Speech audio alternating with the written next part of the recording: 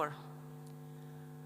Around the world, instability is rising, armed conflicts are increasing, often marked by serious violations of international law.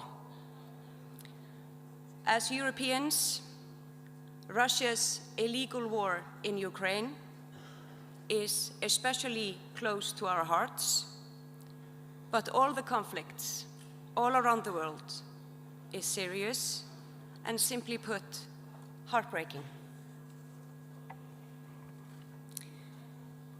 We must be honest. The multilateral system does not always deliver as it should, but abandoning it is not the answer. It must be strengthened through accountability, realism, and renewed political will. As legislators, we carry a particular responsibility. The decisions we make today shape the world future generations will inherit. That responsibility demands more than good intentions. It demands clarity, courage, and action. Peace cannot be sustained, and justice cannot be secured without respect for the rule of law. If the rule of law is diminished, it will not only be Iceland that will be a small country in the world. All countries will be small if the absence of the rule of law. We must focus on what works. We must defend democracy, not only in words, but in practice. Democracy is not self-sustaining. It requires constant care. We must promote economic resilience and opportunity. Open markets, responsible governance, and innovation remain the most effective tools we have to reduce poverty and build stable societies. Prosperity is not guaranteed, but without it, peace is unlikely. To nurture hope is not to ignore reality. It is to confront it with determination. To ensure justice is not to make promises, but to uphold them. Thank you.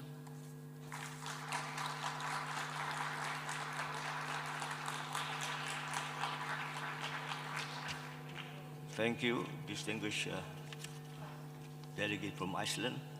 May I now call upon the distinguished delegate from Timor-Leste to be followed by the delegate from Lithuania and Finland.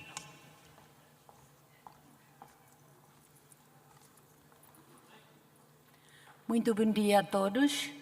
Excelentíssimo Presidente da Assembleia, distintos presidentes de parlamentos, caros colegas parlamentares.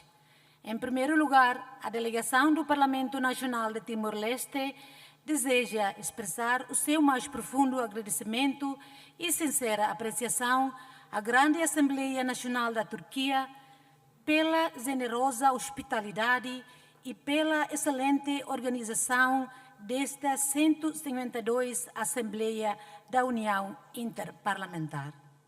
Agradecemos igualmente ao Secretário-Geral da União Interparlamentar pelo seu dedicado e exemplar exercício do mandato. E com profundo honra que a nossa delegação participa nesta Assembleia, como uma das nações mais jovens do mundo que reconquistou a independência após décadas de luta, trazemos uma mensagem de esperança. A paz e a justiça não são herança, mas conquistas diárias que devemos cultivar para as gerações vindouras. O nosso Parlamento Nacional, eleito por representação proporcional, num país de cerca de 1,3 milhões de habitantes e pilar da consolidação democrática. Com 65 deputados, promovemos a multipartidarismo e alternância pacífica do poder. A nossa Constituição reforça a estabilidade, a governação e a confiança pública. O governo tem priorizado leis e políticas que incorporam a sustentabilidade intergeracional, em consonância com o Plano Estratégico de Desenvolvimento Nacional de 2011-2030 e alinhado com os Objetivos de Desenvolvimento Sustentável. Destacamos a Lei de Base do Ambiente, a Política Nacional de Florestas, o Plano Nacional de Ordenamento do Território e a recente Orientação Estratégica para a Política e Plano de Ação da Economia Azul de 2025 a 2030. A diplomacia parlamentar timorense tem sido instrumento ativo de paz. Partilhamos a nossa experiência de construção da paz pós-conflito nas Nações Unidas e nos IG7+, e promovemos o diálogo como método de resolução de conflitos através da CPLP, da parceria com a União Europeia e de acordos bilaterais. A adesão à ASEAN, oficializada em outubro de 2025, e a Organização Mundial do Comércio representam marcos históricos que reforçam a nossa soberania e a nossa participação ativa nos mecanismos de diálogo e cooperação interparlamentar. Este duplo processo de integração posiciona Timor-Leste como parceiro ativo na promoção da paz e da justiça, reforça a diplomacia parlamentar e cria um ambiente econômico estável para o desenvolvimento. A estabilidade política e a inserção global, tudo isto demonstra que nações pequenas como Timor-Leste podem construir pontes de paz e justiça.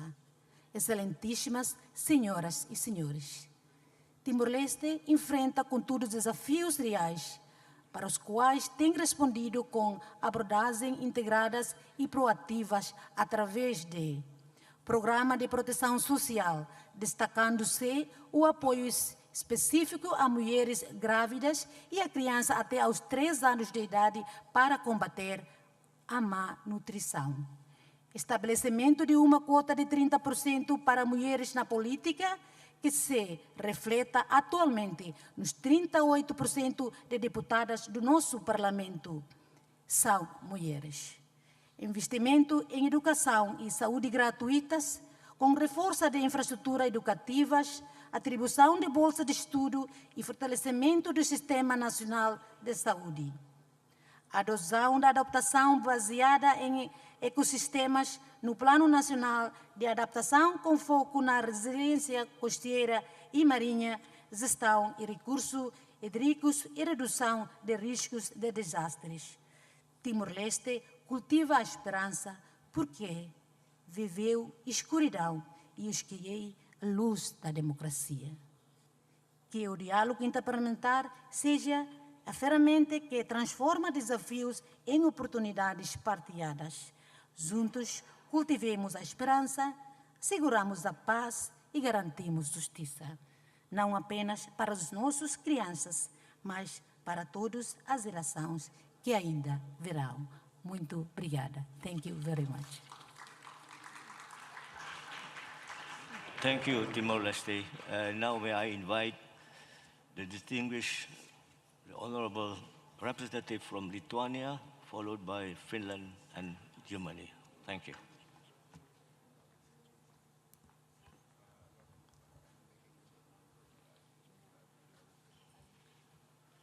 Honorable Chair, ladies and gentlemen, dear fellow parliamentarians. Thank you to our host for the warm and overflowing welcome here in beautiful Istanbul. The theme of this debate, nurturing hope, security and peace, and ensuring justice for the future generations, reminds us for our shared responsibility. These are not distant goals. They guide the choices we make today. History has shown us how valuable peace is and how easily it can be lost.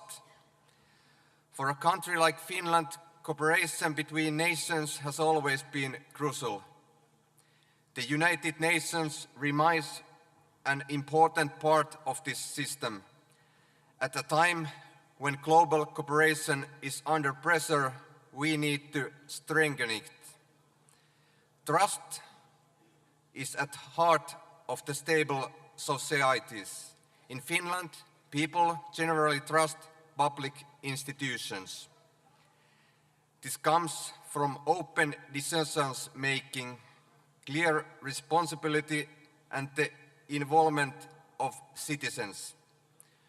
Parliament plays a key role here.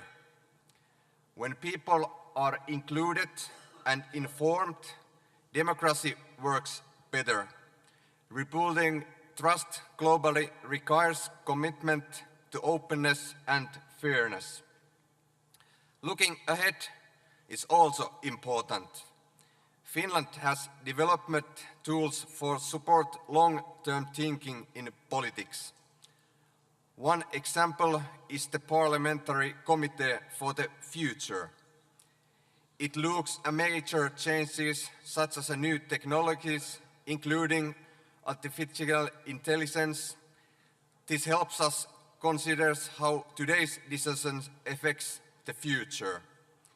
Peace and justice depend on cooperation. Finnish parliamentary work supports dialogue and respect for international law. At a time when conflicts continue and humanitarian rules are broken, it is important that countries follow the agreements they have made. This builds credibility and accountability. We also need to address the causes of instability. Inequality and food insecurity are closely linked. Finland promotes policies that support sustainability development, social fairness and economic stability. Education, gender equality and strong social system are important parts of these works. Artificial intelligence is developing quickly. It brings opportunity but also challenges.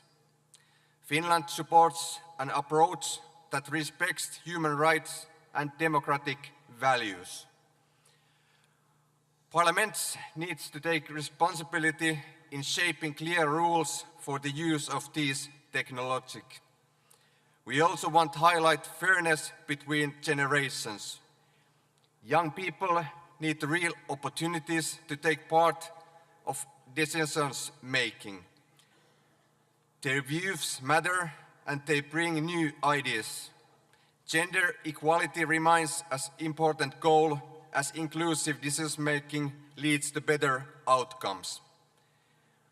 Finland supports the UN Pact for the Future and its declaration on future generations. This means strengthening long-term thinking and making sure politics looks beyond short politics cycles. Our responsibility continues in future. In closing, hope grows through action. It comes from decisions that are responsibility and forward-looking. Let us work together so that future generations can live in a world shaped by peace, justice and shared responsibility. In the end, I want to underline that we will not forget Ukraine. We will not forget Ukraine. We will continue to support them for as long as needed. Thank you.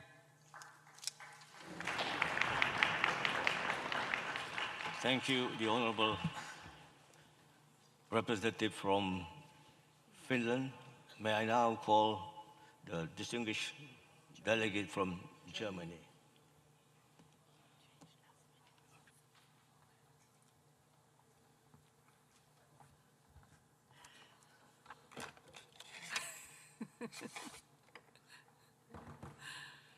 President, dear colleagues, what is our task today as parliamentarians of the world? I believe it is this: to defend what holds us together, to defend the rules-based international order, to defend international law, which is being attacked, which is being broken again and again. And we must be clear, international law must apply at all times, also in war, especially in war.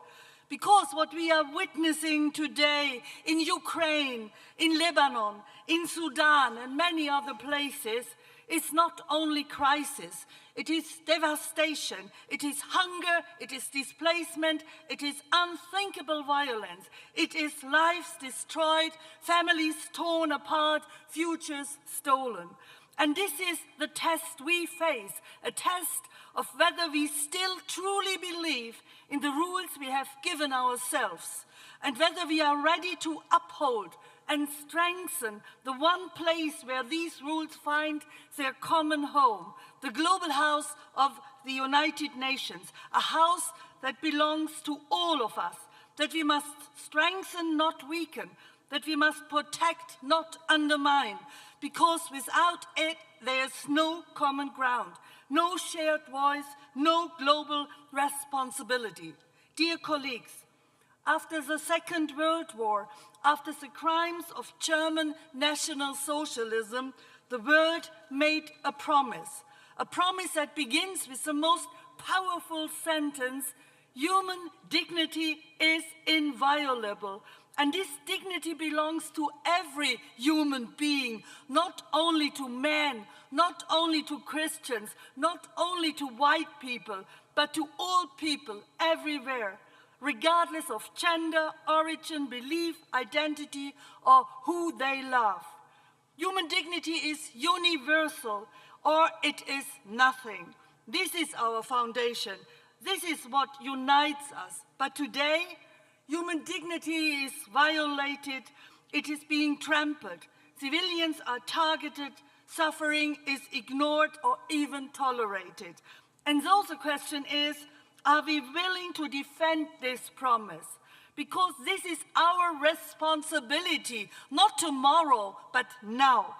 And the challenges we face are immense: war, conflict, a growing divide between rich and poor, deepening inequality, multiple crises, and above all, the climate crisis. In places like Tuvalu, Kiribati, Fiji, the climate crisis is no longer a distant threat. It has already become a question of survival. And it is especially local communities and indigenous peoples from the islands of the Pacific to the heart of the Amazon rainforest who are already losing their homes, their land, and their livelihoods, who are most affected while having contributed the least to the climate crisis. Today we are already speaking of around 49 million climate-displaced people worldwide. 49 million people forced to leave their homes, not because they want to, but because they have to.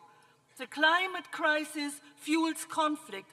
Conflict deepens injustice, and injustice destroys hope. So if we speak about nurturing hope, about securing peace, about ensuring justice for future generations, then we must act together.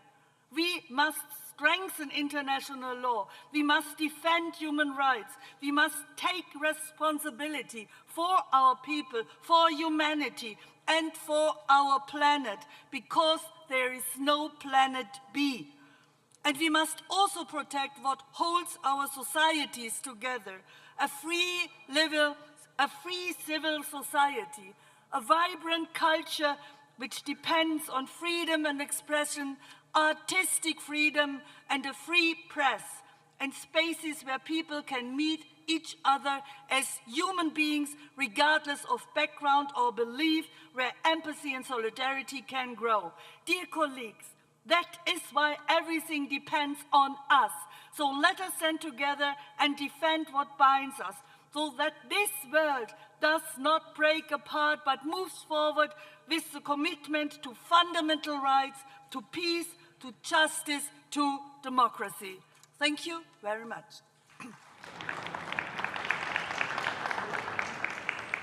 Thank you, Germany. May I now invite the Honorable Representative from Suriname to be followed by Jack. Thank you.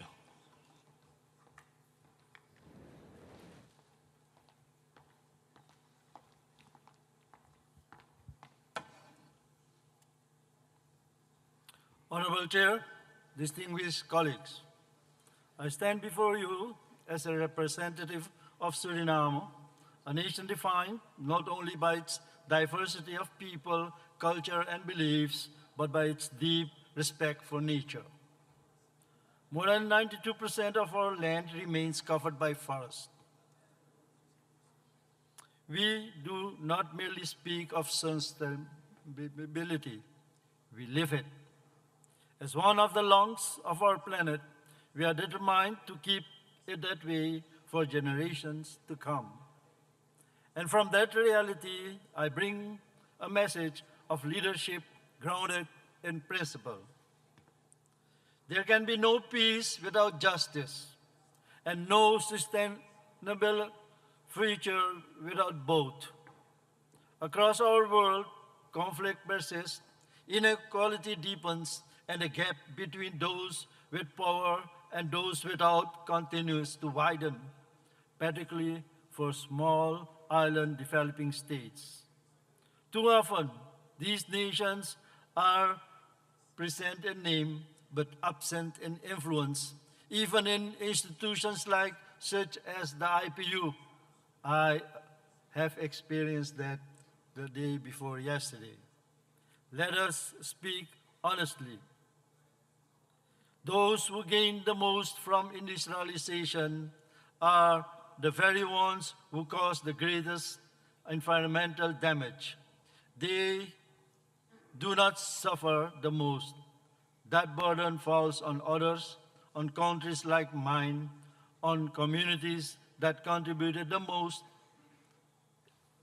to this crisis, but pay the highest price. So today, I do not come with a request. I come with a call to lead together. Let us move from promises to partnership, from dialogue to delivery, from awareness to accountability. Share knowledge, provide access to technology and resources, enable us to protect what remains one of the world's most vital natural assets of our forests, the lungs of our world. Because protecting forests in Suriname is not only our responsibility in Suriname, it's a global necessity. At the same time, climate change is accelerating. In my country, more than 2/3 of our people are already facing the realities of rising sea levels, threatening homes, livelihoods, and infrastructure. This is not tomorrow's crisis. This is today's reality. So I ask you, not as a formality, but as a moment of truth, will we lead with courage or delay with comfort? The people of states are not asking for sympathy. They are demanding fairness. They are expecting leadership, and history will judge us, not by what we intended, but by what we delivered. We have the knowledge, we have the technology, we have the capacity. What remains is the choice. Let us choose action over hesitation. Let us choose justice over convenience. Let us choose a future where peace is built on fairness and shared responsibility. Because true leadership is not about protecting natural interests alone, it's about advancing our collective survival. Let us lead together. I thank you, Mr. President.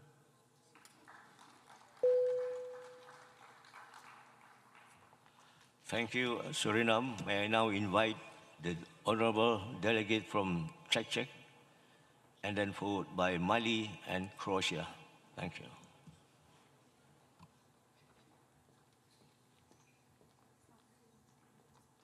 Is this for us small women to step on?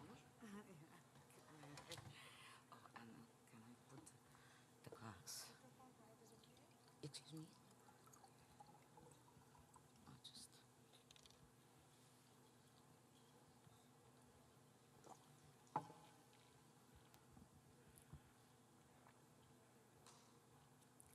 Honorable President Axon, honorable speakers, distinguished colleagues, deputies, parliamentarians, ladies and gentlemen. We gather here in Istanbul, in beautiful Istanbul, which is connecting the Europe and Asia, at a time when the world, more than ever, needs a clear voice of reason. The theme of our assembly, nurturing hope, securing peace, and ensuring the justice for future generations, is not merely a diplomatic slogan. It's a direct appeal to us, the lawmakers, who represent billions of people for whom peace is the fundamental condition of existence. Peace is not merely the absence of war. True peace is a state where international law and stability are not the privileges of the strong, but they are guaranteed and are guaranteed right of every sovereign state. As parliamentarians, we hold a tool more powerful than weapons: the law, diplomacy, and dialogue. Our parliaments must be the pillars that actively protects and supports the peace. I stand here as a representative of the Czech Republic. In the 20th century, our country learned firsthand the tragic consequences of peace being sacrificed to aggressive interests and the collapse of international law and rules. This historical experience has taught us that peace is indivisible, and maintaining it requires the courage to identify threats and stand up for the territorial integrity of all states. We believe the parliamentary diplomacy is the key to de-escalate tension. The Czech Republic is actively involved in stabilizing regions because we know that building peace doesn't end with the signing of agreement. It begins with the daily work on security and mutual trust. Peace is not the goal, it's the path. So what path to peace do we offer? Peace built on law, because without respect for borders and enforceable rules, peace will always remain a fragile illusion. Peace built on dialogue. In an era of global polarization, we must never stop talking. Diplomacy must continue even where opinions differ. And then peace built on stability. Conflicts often stem from a lack of certainty. A predictable environment and economic cooperation are the best prevention of future wars. Distinguished colleagues, peace is not a passive state that occurs on its own. Peace is an active discipline that we must practice every day through our political decisions. Let us work together to ensure the just peace is not an unreachable dream for future generations, but it's the lasting reality. Thanks for your attention, and as a head of the Czech delegations and on behalf of all my colleagues, I'd like to sincerely thank the Turkey and the organizers of the 152nd IPU Assembly for the excellent organization and incredible hospitality. You made us feel truly at home. Thank you very much. And as I heard, the Turkish like when somebody says at least one word in their language. So I learned, maybe you'll laugh. Teşekkür ederim. Thank you, Honorable Delegate from Czech. May I now call the Honorable Delegate from Mali to be followed by Croatia.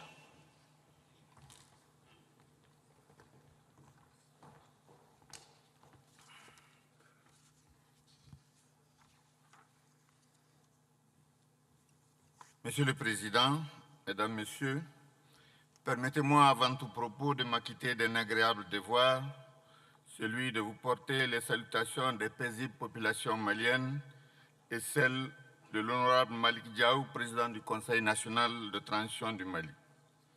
Ensuite, je voudrais exprimer les remerciements du Conseil national de transition du Mali à son Excellence M. Numan Kurtulmuş et à la Grande Assemblée nationale de Turquie pour avoir bien voulu l'inviter à prendre part à cette 152e Assemblée de l'Union interparlementaire. Nous pouvons être personnellement des vôtres aujourd'hui en raison de l'ouverture de la session ordinaire d'avril de notre organe législatif. Le président Malick Diaw me charge de vous exprimer tous ses regrets et surtout de vous assurer de ses bénédictions et de ses vœux de réussite. Monsieur le Président, c'est avec un immense honneur et un réel plaisir que je prends la parole au nom de la délégation malienne à cette tribune de la 152e Assemblée de notre organisation sur la thématique de cultiver l'espoir, consolider la paix et assurer la justice pour les générations futures. Pour nous, les États du Sahel en général, le Mali en particulier, le thème vient bien à propos. En effet, plus que d'autres, les populations de notre sous-région, le Sahel, appellent de tous leurs vœux un monde d'espoir, de paix et de justice.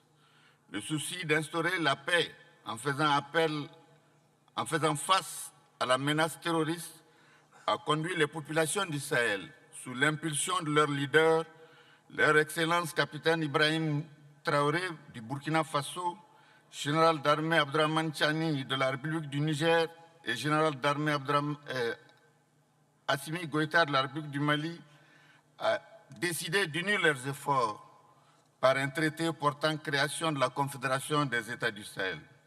Cette initiative vise à favoriser la coopération, l'intégration active et la prospérité des peuples sahéliens, symbolisant l'espoir et la résilience pour des millions de citoyens. Elle représente un acte diplomatique historique, marquant un tournant pour la sécurité, la paix et le développement dans le Sahel. L'élargissement de cette dynamique au domaine parlementaire s'est opéré par l'adoption à Bamako, le 23 décembre 2025, du protocole additionnel au traité portant création de la Confédération des États du Sahel relatif aux sessions confédérales des parlements. Monsieur le Président, la présente Assemblée se tient, comme vous le savez, dans un contexte marqué par la persistance des foyers de tension, des menaces terroristes, des agressions et autres guerres en Afrique, au Moyen-Orient et à travers le monde. Les paisibles populations de la République bolivarienne du Venezuela, de la République islamique d'Iran, du Liban, de la Palestine, du Soudan et du Sahel payent quotidiennement de lourds tributs pour l'affirmation et la préservation de leur dignité et de leur souveraineté. Le peuple souverain du Mali s'insurge contre le règne de la barbarie humaine et réaffirme son attachement aux valeurs de paix, de justice et de respect du droit international. Il marque par ma voix son soutien indéfectible à la défense de leur cause. Monsieur le Président, pour cultiver l'espoir, consolider la paix et assurer la justice pour les générations futures, il est essentiel pour tous de renforcer les valeurs partagées et de respecter nos diversités. Les valeurs de compassion, d'empathie et de respect de nos diversités sont fondamentales pour établir une base solide pour une paix durable. Si nous voulons léguer aux générations qui hériteront de nous un monde de justice, de paix et d'entente, il est important dès aujourd'hui de développer des programmes phares qui visent à promouvoir une culture de la paix et de la non-violence en s'appuyant sur les ressources sociales, culturelles et humaines de nos différents pays. Pays de forte tradition ancestrale, le Mali accorde une place importante au vivre ensemble et a toujours œuvré pour l'avènement d'un monde de paix et de justice. L'expérience malienne en matière de paix et de justice nous semble originale, car malgré les différences de couleur, d'ethnie, de langue ou de religion, les populations maliennes ont toujours su vivre en parfaite harmonie depuis la charte de Kouroukanfouga datant de 1236. La richesse culturelle du Mali provient en grande partie de la diversité de ses populations, qui estiment appartenir à la seule et même nation et qui s'appuient sur des mécanismes sociaux tels que le cousinage après intérim ou le recours à l'intervention,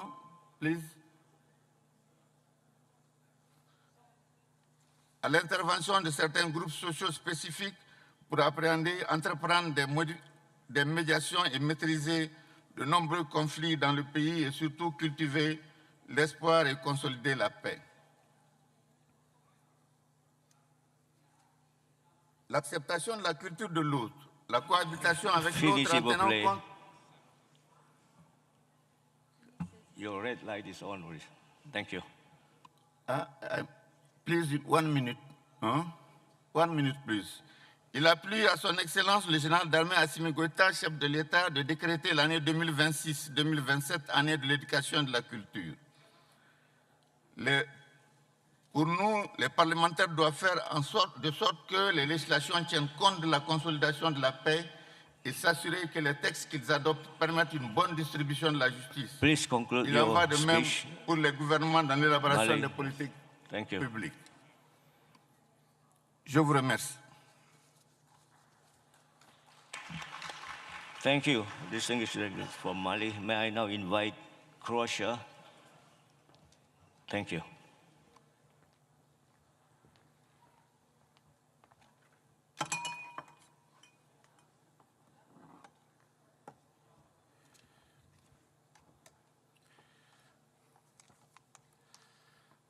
Distinguished guests, today we stand at a crossroads in time between a past that has shaped us and a future that depends on our choice. The world we live is marked by progress, but also by challenges that test our responsibility, our solidarity, and our vision. That is why the topic we address today, nurturing hope, securing peace, and ensuring justice for future generations, is not just an idea, but necessity. Hope is the foundation of every change. It's not a weakness, but a strength that drives us forward in times of uncertainty. Nurturing hope means investing in people, in education, in youth, in communication. It means giving every child the opportunity to dream and to believe that their dreams are within reach. Hope does not arise on its own. It's built through support, understanding, and unity. When we nurture hope, we lay the foundation for stable and prosperous society. Yet hope cannot survive without peace. Peace is not merely the absence of the conflict. It's a state in which people live without fear, where differences are not seen as a threat, but as a source of richness. Securing peace requires active engagement, dialogue instead of conflict, cooperation instead of division. In a world where differences often lead to misunderstanding, it is our duty to listen, to understand, and to accept. Peace is not achieved by force, but through trust, patience, and a willingness to compromise. Justice, in a turn, is the pillar upon which every healthy society stands. Ensuring justice means guaranteeing that every individual has equal rights and equal opportunities, regardless of their background, beliefs, and social status. Justice means accountability for our action, but also for the system we build. A society without justice loses the trust of its people, and without trust there cannot be no stable of progress. It's up to us to create a world where the law applies equally to all and where injustice is not ignored but addressed. When we unite the hope, peace, and justice, we create a vision of a future that is not only sustainable but also dignified. It is a future in which young people do not abandon their dreams, where differences are respected rather than judged, and where everyone has the opportunity to live a life worthy of dignity.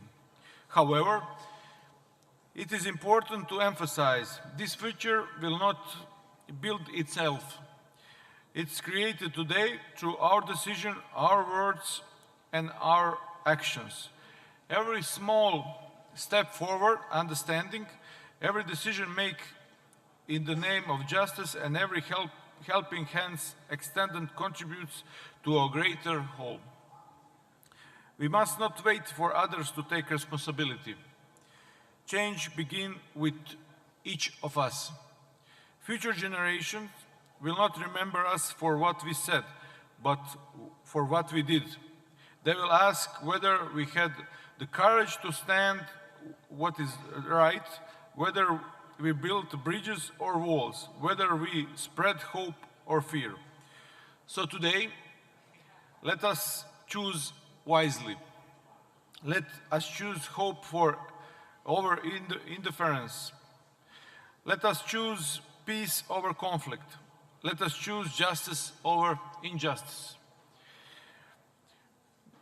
Because the world we leave behind is not only our legacy, it's the foundation upon which future generations will build their lives. The responsibility is in our hands. Time is now. The future is theirs. Thank you. Thank you, the Honorable Representative from Croatia. May I now invite the delegate from Slovenia to be followed by Serbia.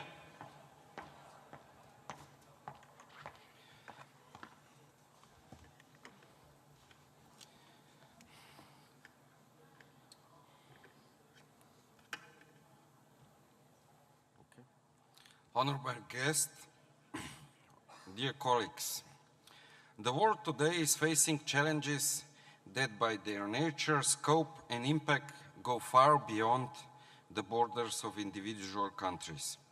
With the growing number of armed conflicts, deepening social and economic inequalities, the climate crisis and the rapid development of artificial intelligence, it is becoming increasingly clear that no country can effectively address today's global threats alone.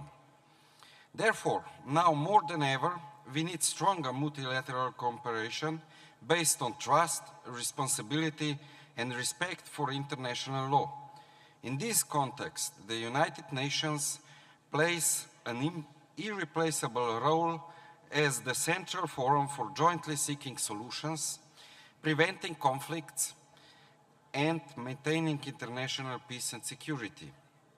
The current complex geopolitical situation, marked by war in Ukraine, the war in Iran, the situation in Israel and Palestine, and several other crises around the world, is also directly reflected in the dynamics of the Security Council's work. It is therefore all the more important that the international community does not accept paralysis, but remains committed to the dialogue, to searching for common ground, and to adhere to the fundamental principle of the Charter of the United Nations. Peace should never be taken for granted. It is something we must build patiently through cooperation and a sense of responsibility.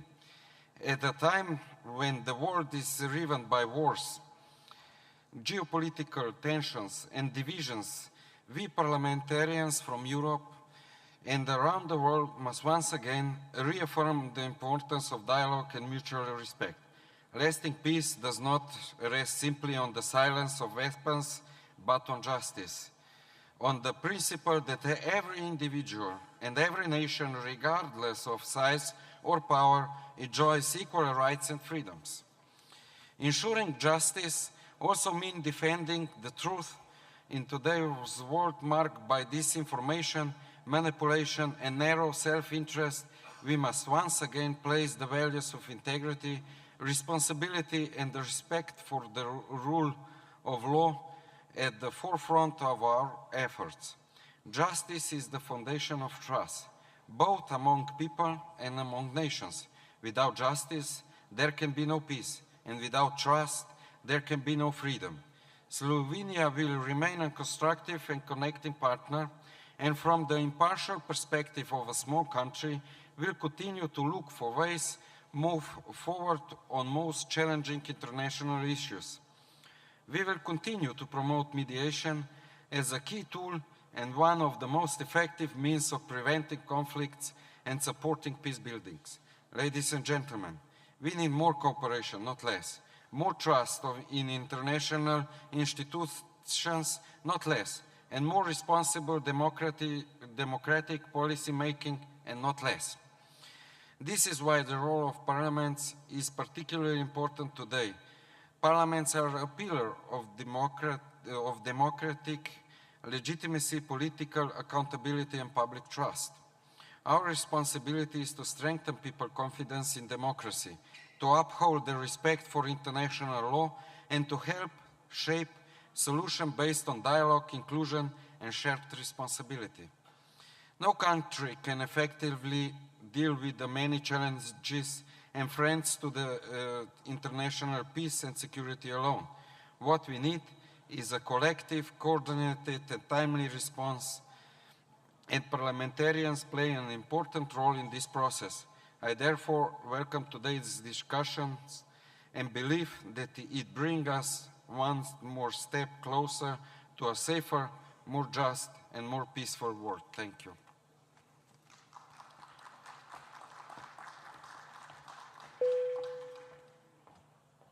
Thank you. Good morning. My name is Hildur Sverrisdóttir. I'm President of the Icelandic Parliament, and it is my honor to chair this session of the meeting until 11:30 today.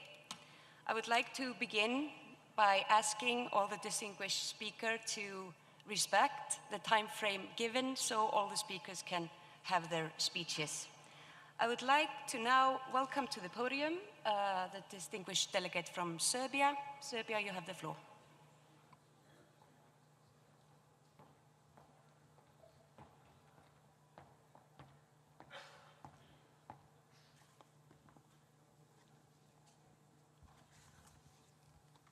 Thank you. Honorable Chair, ladies and gentlemen, dear colleagues, I would like to draw your attention to something simple but urgent for all of us. The first session of the United Nations General Assembly was held just months after the Second World War. In London on 10th of January 1946, Clement Attlee said, he hoped delegates came not only with determination but with hope. 51 nations gathered after a time of great suffering.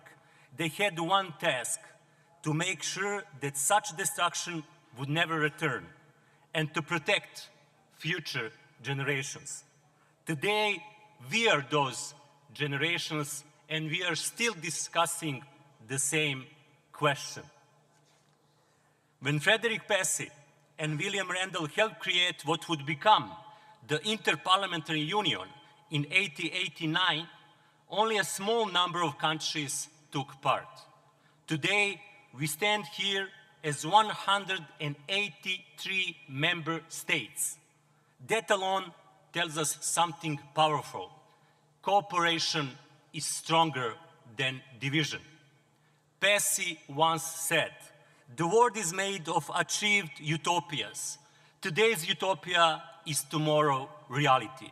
And that is exactly why we are here today, to nurture hope, secure peace, and ensure justice for future generations. We are not here to describe the world as it is. We are here to shape the world as it should be. Yes, at times, this may feel like utopia, but we all know the reality we live in. 1 hour on the news, 1 hour on social media, and we see the same word: war, hunger, fear.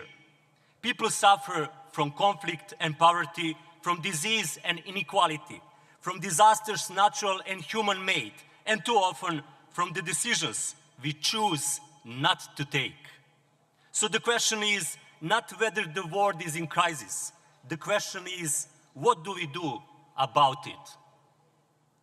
Peace is not the absence of war. Peace is the presence of responsibility. It is a built or it is a broken every single day. And that is why parliaments matter. We are not here to deepen differences. We are here to bridge them. We are here to replace silence with dialogue and distance with cooperation. Diplomacy is not decoration. It is responsibility towards humanity. Only by choosing cooperation over fear and trust over isolation can we build a world where future generations do not inherit our crises, but our solutions. Hope is not a feeling, it is a choice every single day. It's not something we inherit, it is something we build together. Peace is not a moment, it is a duty. And peace should not remain tomorrow's utopia, it must become today's obligation for all of us. Thank you.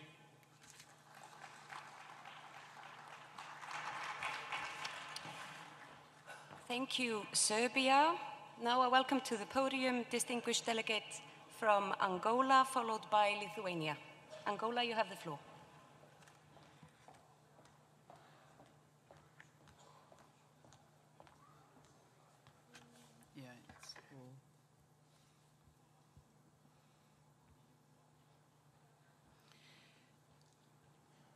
Excelência, Senhora Presidente, todo o protocolo observado. Permitam-me iniciar saudando os cidadãos e as autoridades da República da Turquia pela forma exemplar como acolhem esta Assembleia. Senhora Presidente, o tema que nos congrega aqui, cultivar a esperança, assegurar a paz e garantir a justiça para as gerações futuras, não é apenas pertinente. Vivemos um tempo em que a esperança está sob pressão, onde os conflitos persistem, as desigualdades aprofundam-se, a crise climática se agudiza e as transformações tecnológicas avançam mais rápido do que a nossa capacidade de as regular. Neste contexto, a verdadeira questão é clara. Que mundo estamos de facto a construir para aqueles que herdarão as consequências das nossas decisões? Senhoras e senhores, os parlamentos são, por natureza, instituições de visão e de responsabilidade histórica, que não se limitam a responder ao presente, mas assumem o dever de antecipar e de moldar o futuro com propósito e sentido de responsabilidade. É neste quadro de responsabilidade que, em Angola, a Assembleia Nacional se tem afirmado como um ator central na consolidação do Estado democrático, promovendo de forma consistente a transparência, a boa governação e a integridade pública. Afirma-se através da credibilidade das instituições, da sua proximidade efetiva aos cidadãos e, acima de tudo, da sua capacidade de gerar resultados concretos que transformem vidas. É com este sentido de responsabilidade que temos vindo a aprofundar uma governação mais inclusiva, assente na valorização da participação das mulheres e dos jovens como atores plenos da vida pública. Caros colegas, distintos convidados, a paz constrói-se todos os dias com justiça, com oportunidades económicas e com o respeito efetivo dos direitos humanos.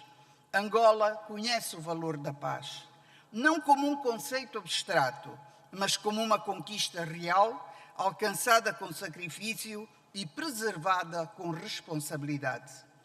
É essa experiência que nos permite afirmar, com convicção, que a paz só é sustentável quando assenta na inclusão, na equidade e na criação de oportunidades. Num mundo cada vez mais fragmentado e polarizado, o multilateralismo afirma-se como uma necessidade incontornável, pelo que a diplomacia parlamentar assume uma relevância acrescida, não como um exercício protocolar, mas como um instrumento ativo de aproximação entre os povos, de prevenção de conflitos e de construção de consensos. Reafirmamos, por isso, o nosso firme compromisso com a cooperação e com o respeito pelo direito internacional, enquanto pilares de uma ordem global mais justa, previsível e estável. Excelências, as alterações climáticas intensificam vulnerabilidades, a insegurança alimentar compromete a dignidade humana e as desigualdades persistentes fragilizam a coesão social, criando condições propícias ao conflito. No meu país, temos vindo a responder a estes desafios com políticas concretas orientadas para a diversificação da economia e a gestão sustentável dos recursos naturais. Trata-se de um caminho claro em direção a um desenvolvimento mais resiliente, inclusivo e duradouro. Neste esforço, o Parlamento desempenha um papel essencial, assegurando o enquadramento legislativo que promove a equidade, reforça a resiliência e garante que o desenvolvimento se constrói com inclusão. Ao mesmo tempo, enfrentamos um novo desafio de natureza estrutural, a rápida expansão da inteligência artificial. Esta tecnologia pode constituir um poderoso fator de aceleração para a inclusão dos países em desenvolvimento, mas o seu impacto dependerá em grande medida das escolhas que fizermos hoje. Por isso, defendemos uma abordagem ética, responsável e centrada no ser humano, que salvaguarde os direitos fundamentais e preserve a integridade das nossas democracias. Senhora Presidente, garantir justiça para as gerações futuras exige mais do que intenções, exige decisões concretas, coerentes e sustentadas no tempo.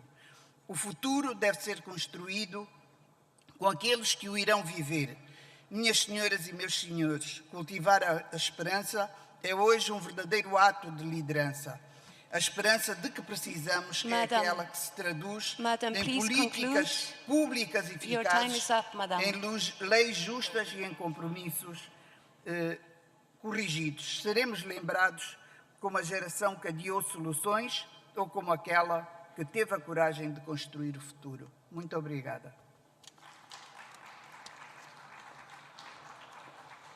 Thank you, Angola. Now I welcome to the podium distinguished delegate from Lithuania, followed by Greece. Lithuania, you have the floor.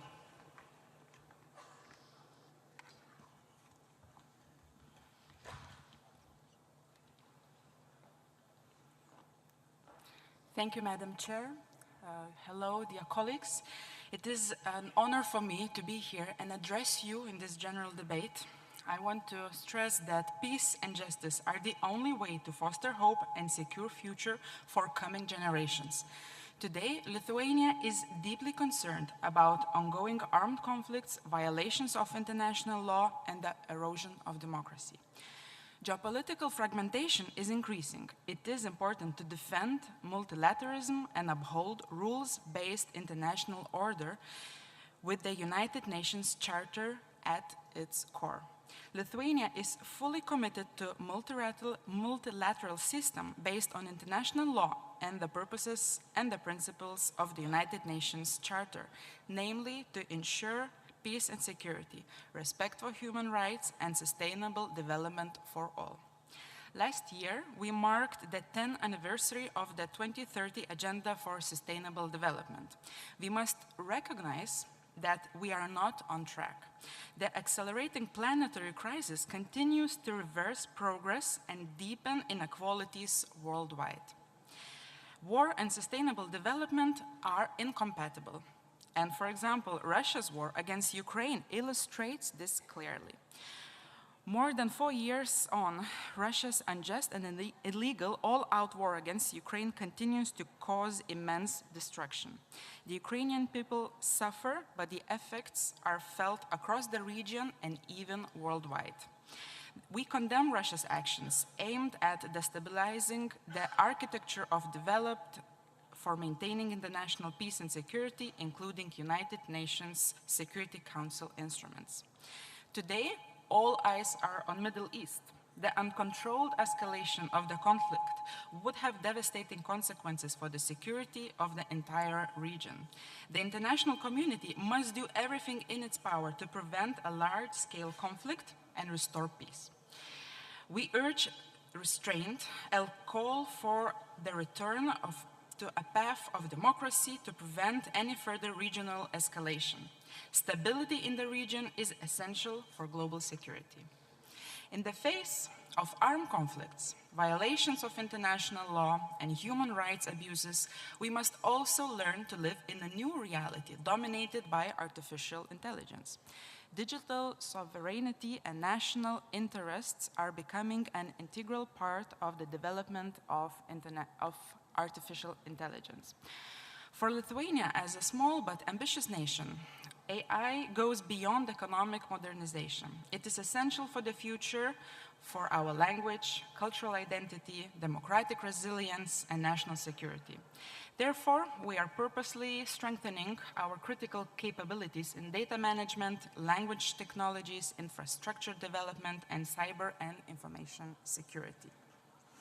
Dear colleagues, when making decisions today, we must consider what kind of future it will create for the upcoming generations. We, as members of parliaments, must take responsibility not only for decisions that we make, but also for the failure to make the necessary ones. We must use all the tools of parliamentary diplomacy to ensure that hope is preserved for future generations to live in peace, stability, where all human rights are respected. Thank you very much. Thank you, Lithuania. Now I welcome to the podium distinguished delegate from Greece, followed by Portugal. Greece, you have the floor.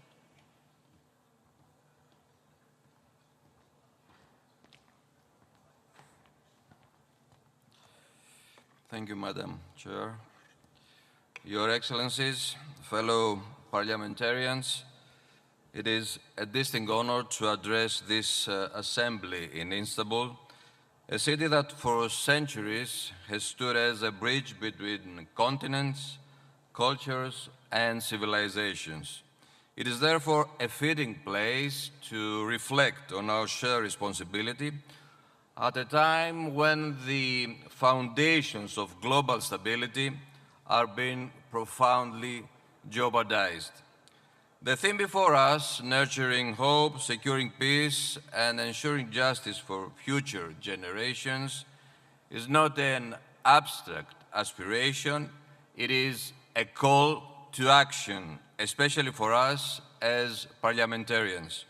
Today, more than ever, peace can exist only on the basis of credibility, justice, as well as of steadfast commitment to democracy, human rights, and the rule of law. In an environment like the one we are facing today, our core role is to safeguard the principles that give legitimacy to our system of governance. The rule of law must prevail over the rule of force. The democratic institutions must be resilient, inclusive, and accountable. Especially in the region of Eastern Mediterranean, the challenges we face reflect in many ways broader geopolitical trends. Shifting alliances, huge migration flows, tensions over maritime zones, differing interpretation of international law, with the dialogue being replaced by unilateral actions. Respect to international law, and in particular the United Nations Convention on the Law of the Sea, is not optional. It is essential for safeguarding peace and stability in the region. At the same time, we must look beyond the management of tensions and invest in the creation of opportunities. The Eastern Mediterranean holds significant potential for energy exploitation. The development of natural resources should not become a source of division, but rather a catalyst for actual growth and prosperity for our people. Also, the environmental cooperation must become a central pillar for our regional and global efforts. Great diplomacy is not a slogan. Actually, it is a necessity. By working together on climate resilience, we can build trust, create common ground, and demonstrate that cooperation is beneficial. In all these efforts, parliamentary diplomacy plays a vital role towards maintaining dialogue and building bridges across states and nations. We must ensure that our external positions align with our internal commitments to democracy, to transparency, to respect to the rule of law, and of course to the protection of fundamental rights. The history of our regions may be complex, even turbulent, but it does not define our future unless we allow it to.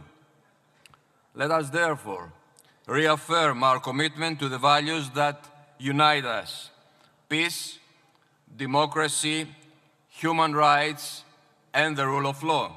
Let us work together through dialogue, through cooperation, and through shared responsibility to build more just and peaceful world.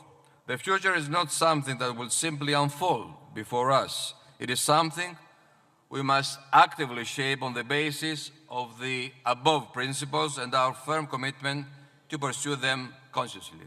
Thank you for your attention. Thank you, Greece. I now welcome to the podium distinguished delegate from Portugal, followed by Spain. Portugal, you have the floor.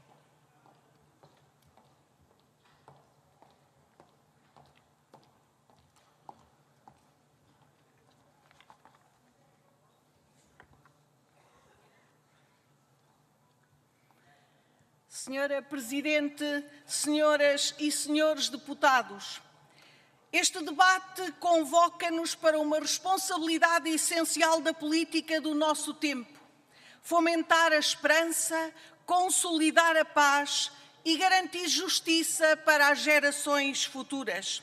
Fazemo-lo num contexto internacional marcado por instabilidade crescente, fragmentação e desconfiança. O sistema multilateral, com as Nações Unidas no seu centro, nasceu da necessidade de evitar a repetição das tragédias do século XX e assenta numa convicção simples, mas exigente: A paz duradoura depende de instituições capazes de proteger a dignidade humana, defender o direito internacional, promover o diálogo e a cooperação entre os Estados. Esta ambição continua a ser necessária, dada a escala e a complexidade dos riscos que enfrentamos.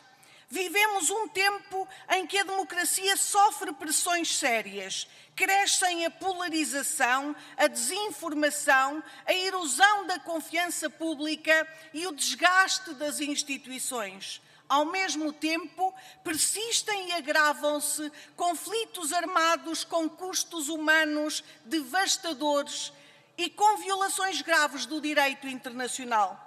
A estas ameaças juntam-se desigualdades persistentes, deslocações forçadas, insegurança alimentar, degradação ambiental, emergência climática, fatores de instabilidade, de agravamento da pobreza e de intensificação de tensões sociais e geopolíticas. Neste quadro, a justiça intergeracional ganha centralidade. As decisões que hoje tomamos em matéria de ambiente, segurança, tecnologia, finanças públicas ou coesão social terão consequências duradouras. Podem ampliar ou limitar a capacidade das gerações futuras para viverem em liberdade, segurança e dignidade. Por isso, governar com responsabilidade exige visão de longo prazo, coragem para ir além do imediato, capacidade para pensar para lá dos ciclos políticos e eleitorais. É precisamente aqui que os parlamentos têm um papel decisivo. Pela sua legitimidade representativa e pelas suas competências legislativas, orçamentais e de fiscalização, os parlamentos são chamados a transformar preocupações coletivas em respostas concretas, estruturadas e sustentáveis.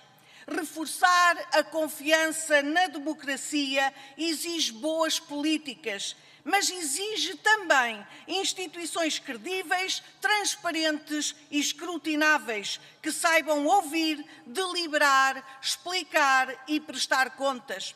A mesma responsabilidade se impõe perante a aceleração do desenvolvimento tecnológico, em particular a inteligência artificial. Cabe aos parlamentos assegurar que a governação tecnológica permaneça subordinada a princípios éticos, democráticos, à supervisão humana e ao primado da dignidade humana. Num sistema internacional sob forte pressão, a diplomacia parlamentar e a cooperação interparlamentar são indispensáveis. Os parlamentos podem preservar espaços de diálogo, apoiar soluções assentes no direito internacional e afirmar uma visão de segurança como bem comum. Alimentar a esperança não é um exercício retórico, é uma responsabilidade institucional e moral. A paz, a justiça e a credibilidade da ordem multilateral dependerão da capacidade dos parlamentos para agir com visão, com rigor e com sentido de responsabilidade histórica perante o presente e o futuro. Cumpre-nos a todos estar à altura desta exigência. Muito obrigada. Thank you, Portugal. And now I welcome to the podium distinguished delegate from Spain, followed by Republic of Korea. Spain, you have the floor.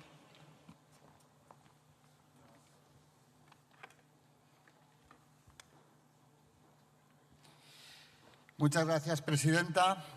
Estimados colegas, es un honor dirigirme en nombre de España en esta 152 Asamblea de la Unión Interparlamentaria en un momento especialmente complejo, pero también decisivo para el presente y el futuro de nuestras sociedades. El lema que hoy nos convoca, cultivar la esperanza, asegurar la paz y garantizar la justicia para las generaciones futuras, no es una declaración retórica, es una hoja de ruta, es un mandato y sobre todo es una responsabilidad que interpela directamente a quienes representamos a los ciudadanos en nuestros parlamentos. Vivimos en un mundo marcado por conflictos persistentes, por tensiones geopolíticas crecientes, por crisis humanitarias y por desigualdades que siguen ampliándose. Un mundo en el que millones de personas sienten incertidumbre, desconfianza y, en muchos casos, abandono. En ese contexto, hablar de esperanza no es ingenuo, es imprescindible. Pero la esperanza no se decreta, se construye. Se construye con decisiones valientes, se construye con instituciones sólidas y se construye sobre todo con una política útil, cercana y responsable. Ahí es donde los parlamentarios y los parlamentos tenemos un papel insustituible, porque somos el primer eslabón entre las instituciones y la ciudadanía, porque somos la voz de quienes nos han elegido y porque tenemos la obligación de transformar sus preocupaciones en soluciones reales. La paz, queridos compañeros, no puede entenderse únicamente como la ausencia de conflicto. La paz es también cohesión social, igualdad de oportunidades, desarrollo y dignidad. Y esa paz duradera solo puede construirse desde la justicia. Una justicia que no sea selectiva ni parcial. Una justicia que proteja a los más vulnerables. Una justicia que piense no solo en el presente, sino en quienes heredarán nuestras decisiones. Y es precisamente ahí donde la Unión Interparlamentaria adquiere un valor extraordinario.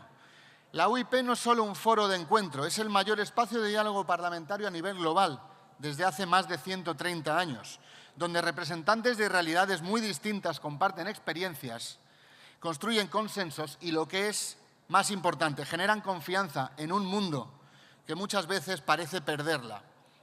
Es un instrumento esencial de diplomacia parlamentaria, capaz de tender puentes allí donde, en ocasiones, los canales tradicionales se bloquean. Y eso, en el contexto actual, es más necesario que nunca. Es un instrumento, como he dicho, esencial. Pero además, la UIP nos recuerda algo fundamental, que el trabajo parlamentario no termina en nuestros hemiciclos ni en nuestras comisiones. Empieza y termina en la gente, porque nuestra legitimidad nace de los ciudadanos y nuestra utilidad se mide en su vida cotidiana. Por eso, uno de nuestros grandes retos como parlamentarios es hacer que las decisiones globales no se perciban como algo lejano, ajeno o incomprensible. Debemos acercarlas, debemos explicarlas, debemos compartirlas y, sobre todo, debemos implicar a la ciudadanía en ellas. Hacerles partícipes de los grandes debates, escuchar sus preocupaciones reales, incorporar su voz a la toma de decisiones, porque solo así lograremos que la esperanza sea compartida, que la paz sea sostenible y que la justicia sea verdaderamente inclusiva. Y ese es precisamente uno de los grandes valores de la UIP, su capacidad para conectar lo global con lo local, lo internacional con lo cotidiano y para recordarnos que detrás de cada decisión hay personas concretas que esperan respuestas. España cree firmemente en ese enfoque. España es un ejemplo de cómo el diálogo, la convivencia y el respeto a la pluralidad pueden consolidar sociedades abiertas, democráticas y cohesionadas. Un país que ha sabido construir desde la diversidad un modelo de convivencia basado en el Estado de Derecho, en las libertades y en el respeto institucional. Pero también creemos que esa fortaleza democrática exige algo más. Exige coherencia, exige responsabilidad y exige claridad en la defensa de los principios. Nuestro país participa activamente en los principales foros internacionales, promoviendo el entendimiento, la estabilidad y la defensa de los derechos humanos. Y lo hace desde la convicción de que la paz duradera solo puede construirse sobre la base de reglas compartidas, compromisos cumplidos y posiciones claras. Porque, y permítanme decirlo con claridad, cuando los principios se convierten en moneda de cambio, quienes pierden no son los gobiernos, son los ciudadanos. Cuando los principios se subordinan a intereses coyunturales o las reglas se interpretan en función de las circunstancias, se debilita el Estado de Derecho, se erosiona la confianza y se resiente la credibilidad de las instituciones. No podemos permitirnos fallar a las generaciones futuras, no podemos trasladarles un mundo más dividido, más injusto y más inseguro. No podemos dejarles un legado de incertidumbre. No estamos aquí solo para representar el presente, estamos aquí para proteger el futuro. Y ese futuro empieza con las decisiones que tomamos hoy. Estimados colegas, termino. La paz no se construye desde el ruido de los fanatismos ni desde la vanidad de los egos. Se construye desde la serenidad de los principios, la firmeza de las decisiones y el respeto entre quienes piensan distinto. Muchas gracias.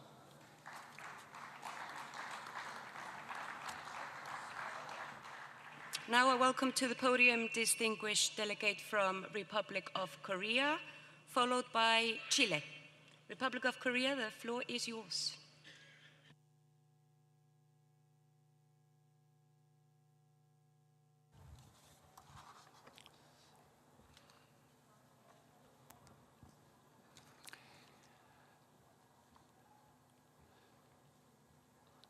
존경하는 의장님과 각국의 대표단 여러분, 저는 대한민국 국회를 대표해서 이 자리에 선 대한민국 국회의원 박상혁 의원입니다.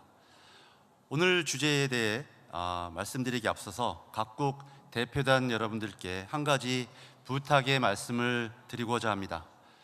최근 차기 IPU 사무총장 면접 심사 과정 중 대한민국의 전상수 후보자가 예상치 못한 건강상의 문제가 발생한 매우 안타까운 상황이 있었습니다.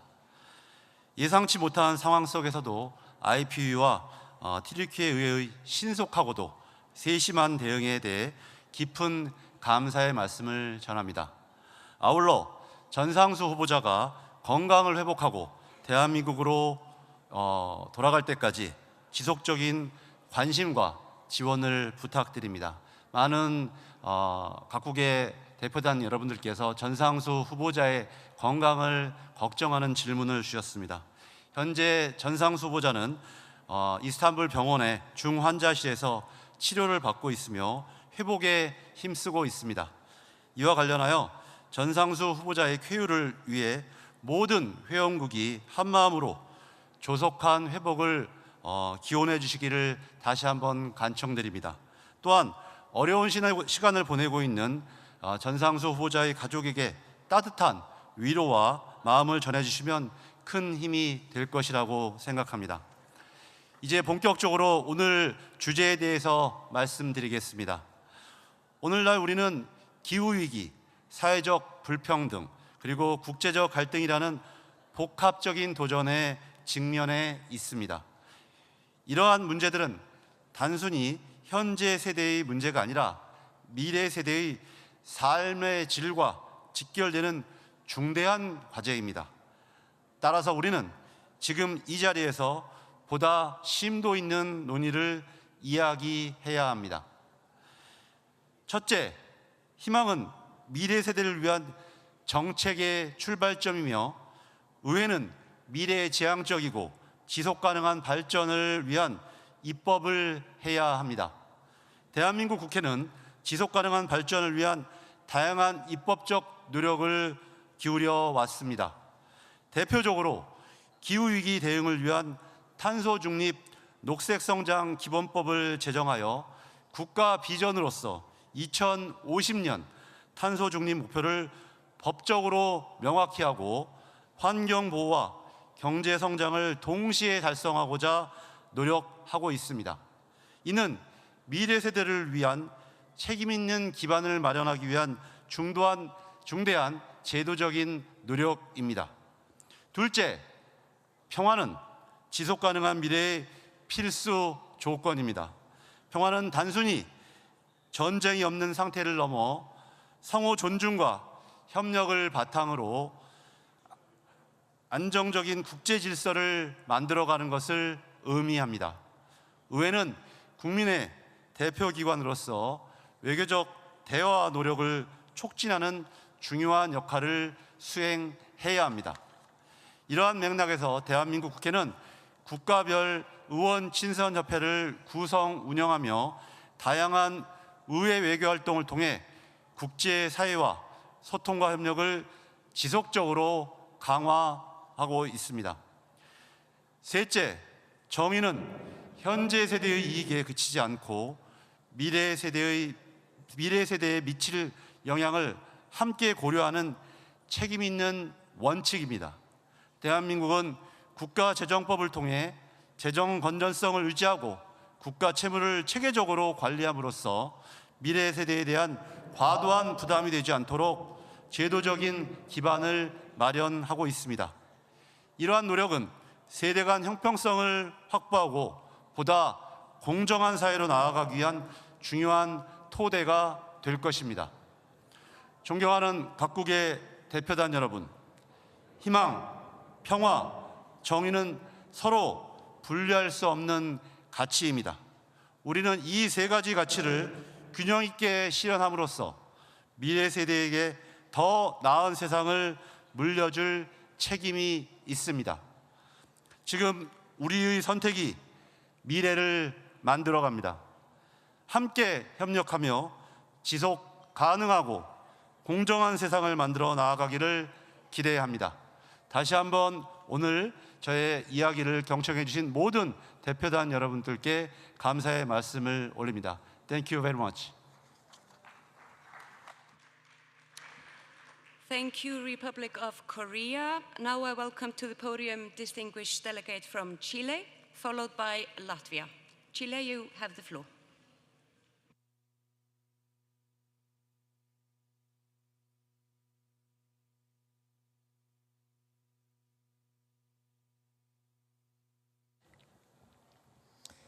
Good morning. It's an honor to participate in this assembly, reflecting on a topic that expresses the mandate of our time to foster hope, consolidate peace, and ensure justice for future generations. We are living in a time of profound transformations. In different regions of the world, armed conflicts persist, social tensions are increasing, and technological changes are advancing. In this context, parliaments bear a central responsibility. We are the expression of the democratic will of our nations and the space where social concerns must be translated into laws, guarantees, and public policies. It is our duty not only to respond to the urgency of the present, but also to act with a long-term vision, thinking of those who today live with fear and uncertainty, but also of those who will inherit the world. The first of our responsibilities is peace. Peace remains the essential condition for any just society, but peace cannot be reduced to the mere absence of war. True peace requires justice, dialogue, respect for the rule of law, protection of human rights, and institutional capacity to resolve conflicts peacefully. What the Judeo-Christian tradition has called shalom. Today we observe with concern how violence continues to affect millions of people, whether there is war, life, communities, schools, hospitals, and opportunities are destroyed. Whether violence becomes normalized, true trust in politics is weakened. For this reason, we must reaffirm the value of human dignity, diplomacy, and international cooperation. We must continue advancing towards a more equitable society regardless of our social, sexual, or ethnic differences. No society can be considered fully developed while unjustified wage gaps, discrimination, violence, and barriers to political and economic participation persist for any group. Likewise, we must aspire to build a kinder and more just society. In many places, public debate has hardened. Polarization, resentment, misinformation, and violent language damage democratic coexistence. In response, we must advocate for a firm but respectful politics. A kind society is not a weak one, but one that recognizes the dignity of every person, does not turn difference into enmity, and protects coexistence as a public good. But kindness alone is not enough. It must be accompanied by social justice. Speaking of just societies means speaking of real access to education, healthcare, housing, decent work, and social protection. It means combating poverty, reducing unjustified inequalities, and ensuring that no one is excluded because of their beliefs, origin, age, disability, or social condition.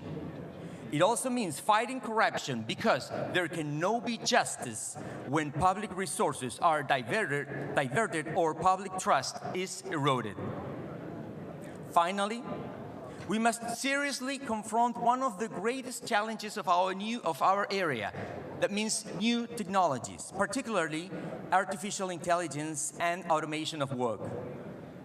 Artificial intelligence can improve public services, accelerate innovation, and expand access to knowledge. But It can also deepen injustices, displace workers, reproduce biases, and affect fundamental rights if not properly regulated. We must ensure that technological change becomes a source of well-being rather than instability in people's lives.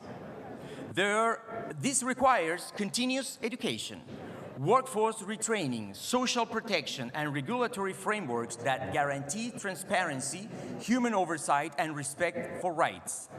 We cannot allow decisions affecting employment, credit, education, or security to be left in the hands of opaque and unaccountable systems. This question is not whether there will be innovation. The question is whether we will be capable of governing it with a democratic approach. Ladies and gentlemen, fostering hope means demonstrating that democratic politics can respond to challenges with seriousness, justice, and a vision of the future. Future generations will depend on our decisions.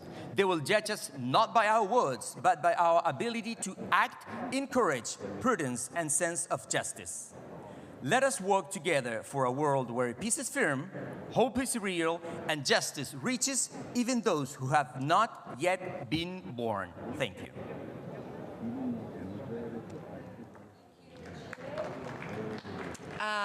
Now I welcome to the podium distinguished delegate from Latvia, followed by Parliamentary Assembly of La Francophonie. Latvia, you have the floor.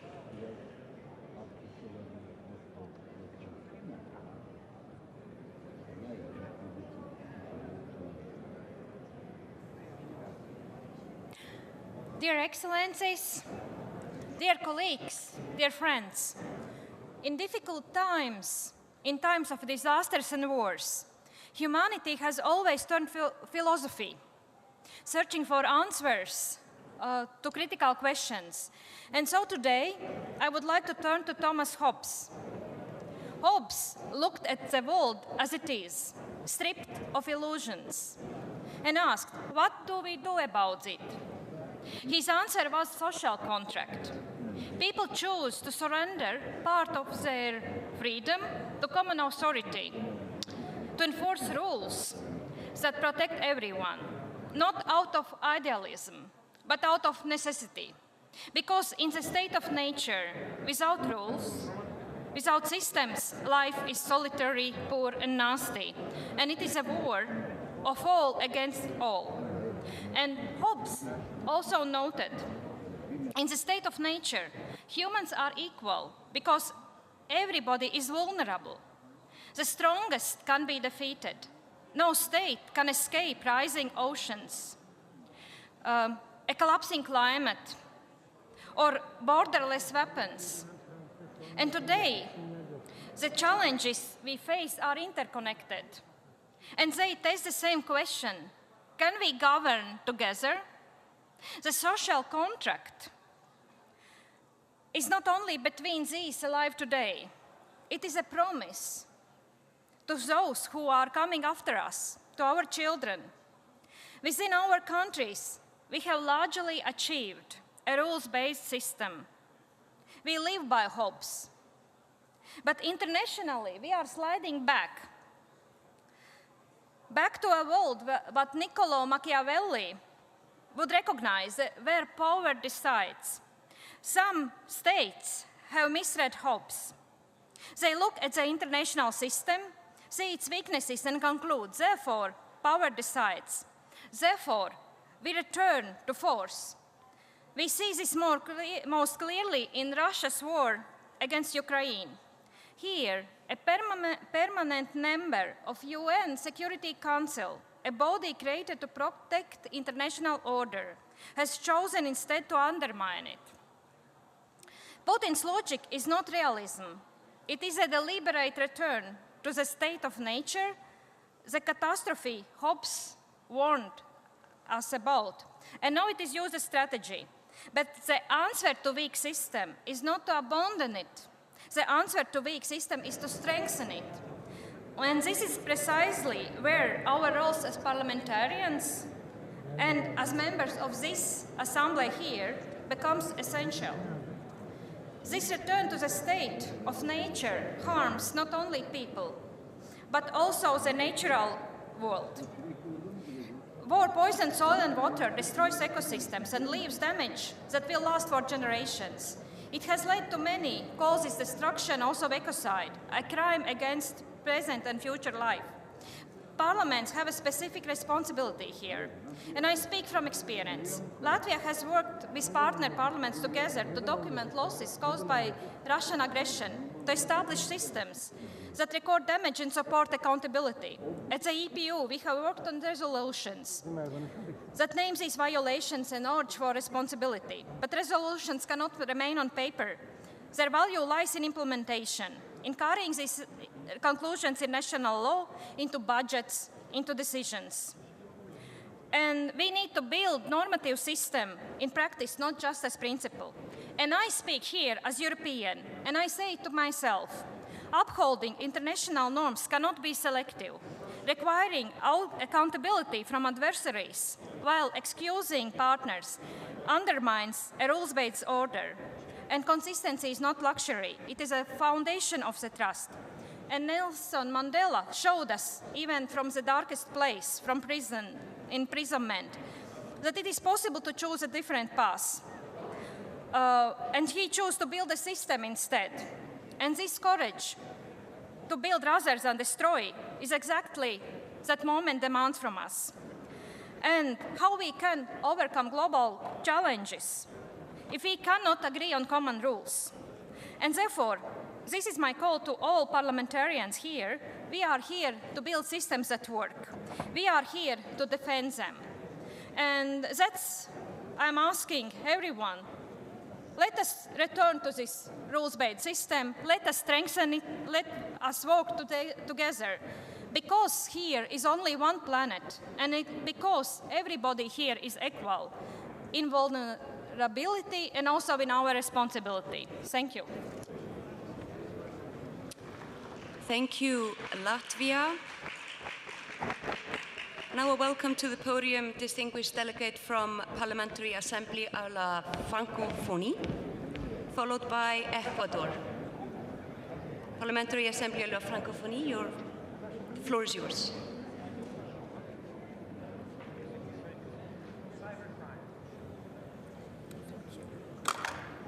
Madame la Présidente, très chers collègues, depuis l'ouverture de cette Assemblée, nous avons beaucoup parlé de paix.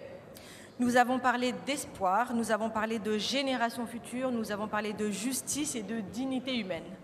Alors permettez-moi une provocation. Et si nous parlions de guerre? Car voici ce que je constate. Et je crois que beaucoup d'entre vous le constatent aussi. Plus nous parlons de paix dans nos enceintes, et plus la guerre gagne du terrain. Plus nous multiplions les déclarations, plus les conflits se multiplient. Plus nous cultivons l'espoir, et plus 120 millions de femmes, d'hommes et d'enfants sont jetés sur les routes du déplacement forcé. Peut-être qu'il est temps d'inverser la perspective, de parler de guerre pour que la paix ait enfin une chance d'arriver. Alors parlons de guerre. En 2024, 7 résolutions ont été bloquées par le Conseil de sécurité par l'usage du veto. 7. C'est un record depuis 1986. Depuis 2022, 17 résolutions ont été bloquées, soit plus d'un quart de tous les vétos du XXIe siècle, en seulement 3 ans. Et dans le même temps, le Conseil de sécurité n'a adopté que 46 résolutions en 2024. C'est le chiffre le plus bas depuis 1991. Derrière tous ces chiffres, il y a des visages, des citoyens, des civils qui meurent. Au Liban, dans tout le Moyen-Orient, là où des citoyens du monde entier allaient chercher la prospérité. Il y a les enfants de Gaza, ceux du Soudan, ceux de l'Ukraine, ceux du Yémen, ceux de la République démocratique du Congo. Il y a aussi des femmes violées comme armes de guerre. Il y a des hôpitaux bombardés, des écoles détruites et des familles entières effacées de la carte. Et pendant ce temps, nous, parlementaires du monde, nous nous réunissons, nous rédigeons des communiqués, nous adoptons des déclarations et je vais vous dire ma vérité, chers collègues. Je me sens frustrée et parfois impuissante. et je sais que beaucoup d'entre vous partagent ce sentiment. Mais la frustration n'est pas une politique. Le regret n'est pas une action. Et nos déclarations, aussi belles soient-elles, ne sauveront personne si elles ne s'adossent pas à un mécanisme contraignant. Alors je viens devant vous avec une proposition. Il existe depuis 2015 une initiative portée par la France et le Mexique, encadrer l'usage du veto au Conseil de sécurité en cas d'atrocité de masse, en cas de génocide, en cas de crime contre l'humanité et en cas de crime de guerre à grande échelle. Cette initiative ne demande pas de réformer la Charte des Nations Unies. Nous savons tous très bien qu'à très court terme, c'est impossible. Elle demande simplement un engagement volontaire et collectif des 4 autres membres permanents. 107 États la soutiennent déjà, 107. Et il y a 5 jours, donc la semaine dernière, le 14 avril, la France et le Mexique ont officiellement décidé de relancer cette initiative. Cette initiative, elle est concrète, cette initiative, elle est réaliste, elle est sur la table, elle attend simplement le courage politique des 4 autres membres permanents. Chers collègues, je suis députée française, je suis donc citoyenne d'un des 5 pays qui détient ce droit de veto. Et ce droit de veto n'est pas un privilège, ou il est plus qu'un privilège, il est, je pense, surtout une responsabilité. Je ne viens pas ici accuser les autres, évidemment, je viens ici engager mon propre pays à aller plus loin et à l'engager à aller beaucoup plus vite pour aller chercher les autres. Et en tant que déléguée générale de l'Assemblée parlementaire de la francophonie, ma fonction est opérationnelle, pas protocolaire, je prends devant vous ici 2 engagements que je vous soumets et une réflexion. Premièrement, je porterai cette initiative dans mon propre Parlement et j'exigerai que la France, qui s'est engagée unilatéralement à ne pas utiliser son veto en cas d'atrocité de masse, de redoubler d'efforts diplomatiques pour rallier les autres membres permanents.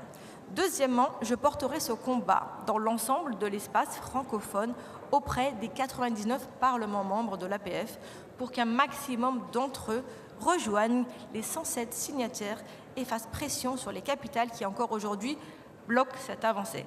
Et comme les sections France et Mexique sont ici présentes, je vous engage à vous rapprocher d'elles. Et je nous soumets ici, à nous tous réunis, une réflexion. Que peut faire cette assemblée de l'IUP pour faire entendre la voix des parlements là où les diplomaties se taisent? La question est ouverte et je crois qu'elle mérite que nous nous en saisissions collectivement dans les mois, voire les semaines à venir.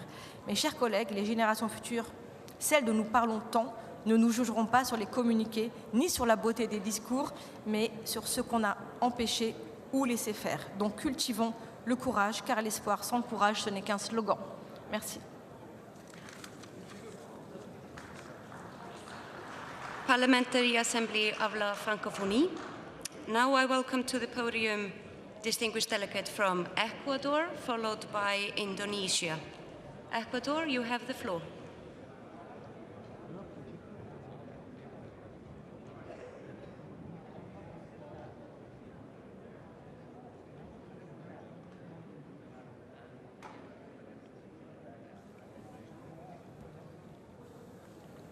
Señora Presidenta, representantes de los pueblos del mundo, tengo el honor de intervenir en el Pleno de la Asamblea de la Unión Interparlamentaria en representación del Parlamento ecuatoriano.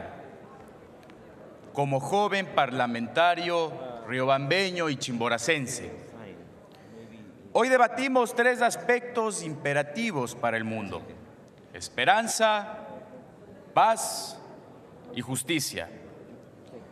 Fomentar la esperanza implica fortalecer la legitimidad democrática, garantizando la vigencia efectiva de los derechos humanos y consolidar el Estado de Derecho. La esperanza se traduce en acceso real a cada uno de los derechos humanos, reduciendo las brechas de desigualdad social y reduciendo la brecha entre el ser y el deber ser. Excelencias, en cuanto a la paz, tal como lo sostuvo Immanuel Kant, la paz perpetua debe ser una construcción global y responsabilidad de toda la comunidad internacional. En este sentido, la paz de nuestros pueblos exige nuevamente el respeto irrestricto a los derechos humanos y sobre todo de los principios contemplados en el derecho internacional. La libre determinación de los pueblos, el principio de no intervención, prohibición de agresión, solución pacífica a las controversias y cooperación internacional. La consolidación de la paz requiere de la plena observancia de estos principios en coherencia con el cumplimiento de las obligaciones internacionales. En los contextos de conflicto armado, la preservación de la paz exige el cumplimiento de las normas del derecho internacional humanitario, particularmente de las de distinción entre combatientes y no combatientes y los límites a los medios y a los métodos de guerra. Distinguidos colegas, el sistema internacional enfrenta desafíos cada vez más complejos, entre ellos la expansión de la delincuencia organizada transnacional, los conflictos armados no organizados, no internacionales, y el desplazamiento forzado. Desde el Parlamento ecuatoriano reafirmamos nuestro compromiso con el multilateralismo, con el cumplimiento de buena fe de nuestras obligaciones internacionales y el fortalecimiento del orden internacional, según los parámetros establecidos en los artículos 26 y 27 de la Convención de Viena sobre el Derecho de los Tratados y el cumplimiento del derecho imperativo contemplado en el artículo 53 del mismo cuerpo normativo. Que este espacio reafirme nuestro compromiso por alcanzar el tan anhelado concierto internacional fundado en la cooperación y sobre todo en la dignidad humana. Muchas gracias. Thank you, Ecuador. Now I welcome to the podium distinguished delegate from Indonesia, followed by Mauritania. Indonesia, you have the floor.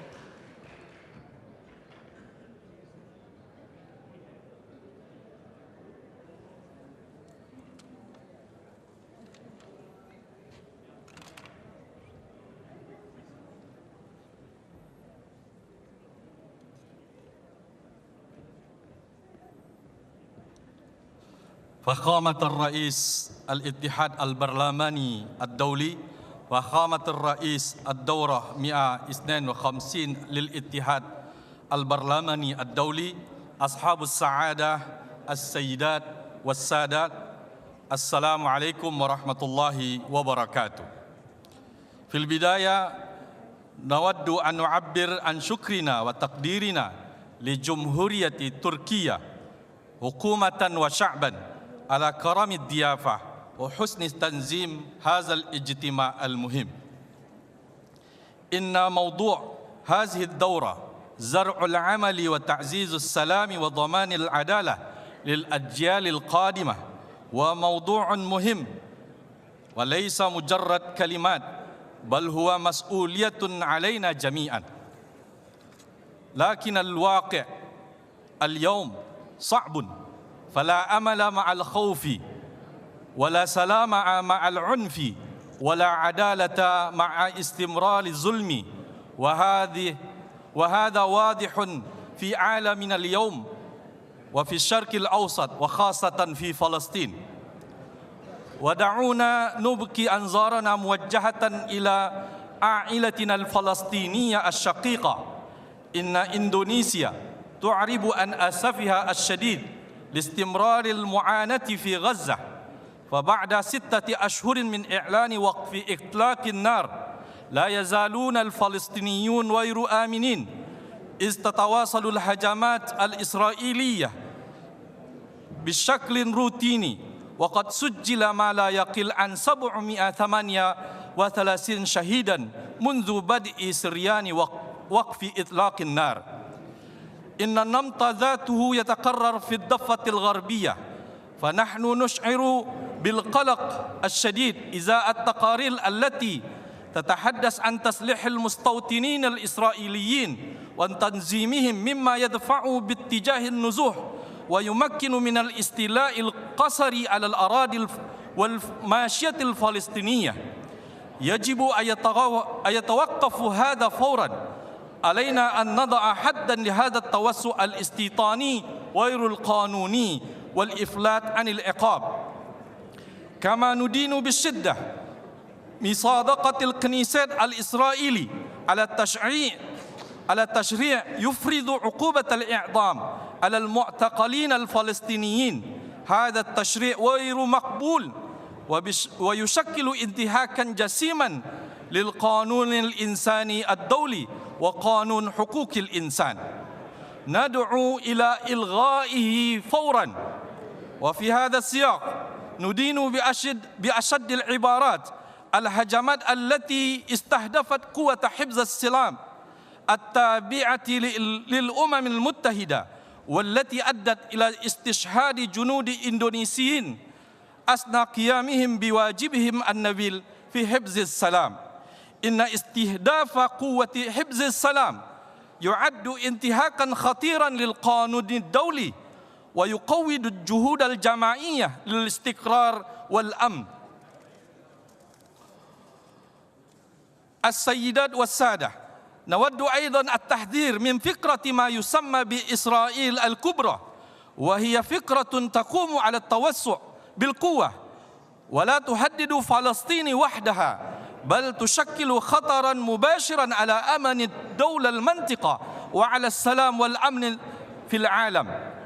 وقد ظهرت في الأواني الأخيرة ادعاءات ومخاوف متداولة منسوبة إلى بعض المسؤولين العسكريين الإسرائيليين تفيد بأن إسرائيل قد تتعامل مع الدول الأخرى كأهداف مستقبلية بعد إيران، وتشير بالأسف بعد هذه الادعاءات إلى تركيا على وجه الخصوص. ونؤمن أن الاتحاد البرلماني الدولي يمكن أن يلعب دوراً مهماً في هذه المرحلة، فهي يمثل شعوب العالم ويمكنه جمع الدول التي تدافع عن القانون الدولي والنظام العالمي القائم على القواعد. ونأمل أن ينجح الاتحاد في جمع كل الجهود التي تعمل من أجل العدالة والسلام، وأن يساهم في حماية القانون الدولي. ومن خلال هذا التعاون يمكننا أن نحول موضوع هذه الدورة إلى واقع حقيقي، حيث يتحقق الأمل ويترسخ السلام وتتحقق العدالة للأجيال القادمة. دورنا كبرلمانيين لا يقتصر على التشريع فقط، بل يشمل الدفاع عن القيم الإنسانية والوقوف مع الحق وحماية الضعفاء. لقد اختارت إندونيسيا موقفها بوضوح.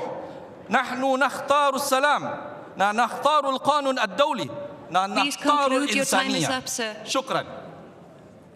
Thank you, Indonesia. Now I welcome to the podium distinguished delegate from Mauritania, followed by Poland. Mauritania, you have the floor.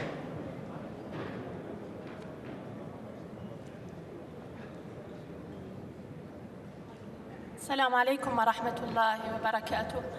بسم الله الرحمن الرحيم، والصلاة والسلام على المبعوث رحمة للعالمين. السادة البرلمانيون، السادة الحضور الكرام، يسرني باسم الوفد الموريتاني أن أتحدث أمام هذه الجمعية 52 بعد 100 للاتحاد البرلمان الدولي، وأن أشكر دولة تركيا الشقيقة على حسن التنظيم.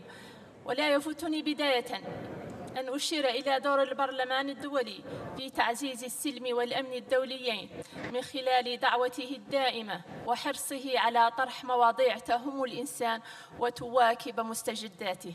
إننا في الجمهورية الإسلامية الموريتانية ومنذ انتخاب فخامة الرئيس السيد محمد ولد الشيخ الغزواني اعتمدنا مقاربة شاملة أساسها إحلال الإنصاف والعدالة الاجتماعية ضمن سياسات حكومية بنفس إنساني عميق ووعي حكيم ومدرك للتحديات الراهنة ورؤية استشرافية تتوخى مستقبلاً آمناً للأجيال القادمة.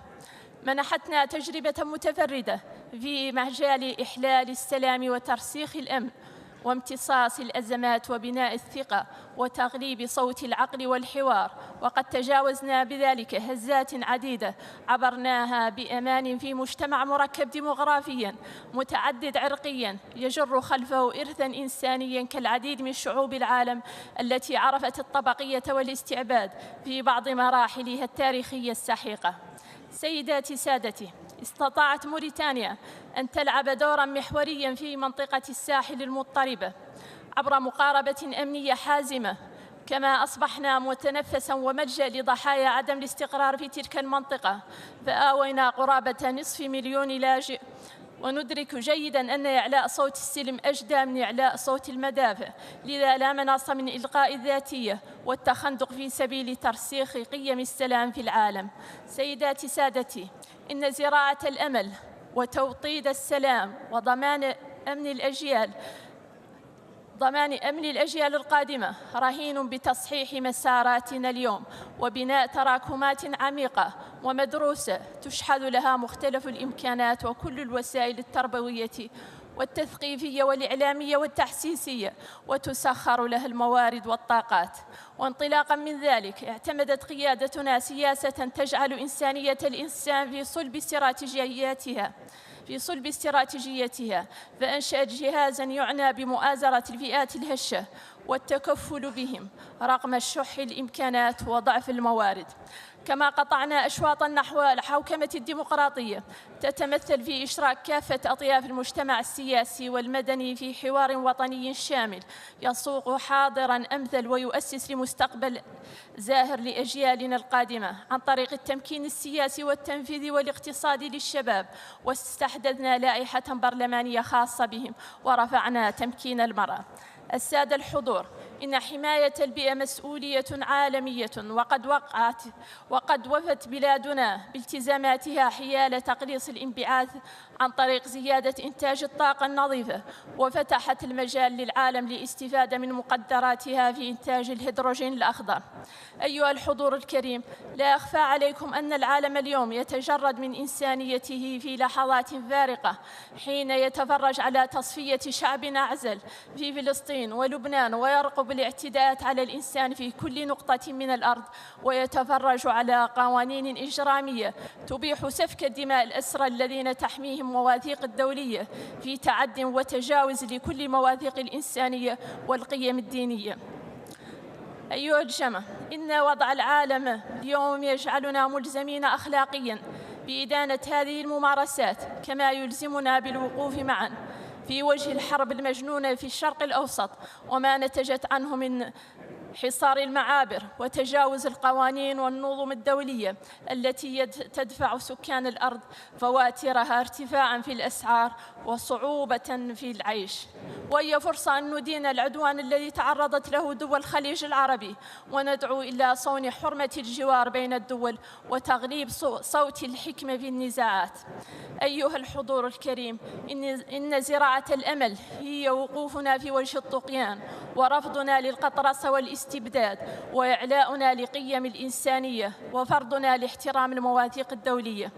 سيداتي سادتي، إن البرلمانات مدعوة اليوم أكثر من أي وقت مضى إلا الاطلاع بدور محوري في تعزيز السلام، وهو ما يفرض على البرلمان الدولي أن يعزز آليته في التعاطي مع قضايا العالم الملحة، وأن يكون أكثر حضوراً وآنية، وأن يعمل على المزيد من المكاسب لصالح الهيئات التشريعية وخاصة في قرارات الحرب والسلم.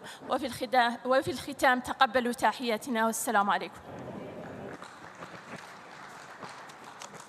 Thank you, Mauritania. Now I welcome to the podium distinguished delegates from Poland, followed by Democratic Republic of Congo. Poland, you have the floor.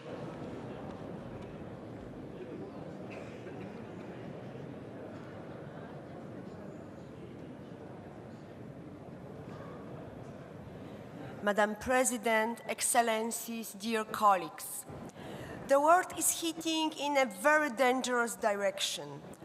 Armed conflicts, cyber attacks, and geoeconomic confrontations are making many people feel uncertain of their future. Contemporary conflicts, including the ongoing war in Ukraine following Russia's aggression, illustrate now how wars are never confined in their immediate geography. The global economy is a system of interconnected vessels, and it is often difficult for the individual state to shield itself from the consequences of a conflict in which it is not even directly involved. An example is the current situation in the Middle East, which is generating significant turbulences in the oil market and affecting many countries, even those not directly dependent on supplies from that region. The consequences spread far beyond regional borders, affecting countries across Africa, Asia, the whole world through disrupted food supply chains, rising energy prices, and heightened economic uncertainty. Democratic countries have not yet provided response to current threats that satisfy the majority of their citizens. Global spending of the military continues to reach successive record heights, placing an increasing burden in state budgets. They are not the only causes for concern. In the face of rising temperatures, collapsing ecosystems, and increasingly frequent extreme weather events, conditions for food production and water accessibility are becoming harder to reach. The growing number of migrants and displaced persons will pose new challenges for migration policy and social welfare system. Young people are conscious and engaged citizens, ready for social and political participation. They often feel a lack of representation and limited influence over lawmaking processes. They experience anxiety related to unstable geopolitical situation and are deeply concerned about the state of environment and the consequences of climate change. They value democratic freedoms, yet they also bring their own perspective and expectations for the future. We, as parliamentarians, have a particular responsibility to effectively reach the younger generation. We must ensure that they become active partners in our goals and actions. It is essential not only to listen to young people, but also to involve them in decision-making processes at all levels. Regrettably, we must speak with clarity and conviction. Our efforts are falling short, and the cost of this failure is being borne above by the youngest generations. Ongoing conflicts, most notably the continued aggression of the Russian Federation against Ukraine, alongside the war in the Middle East, are not distant crises.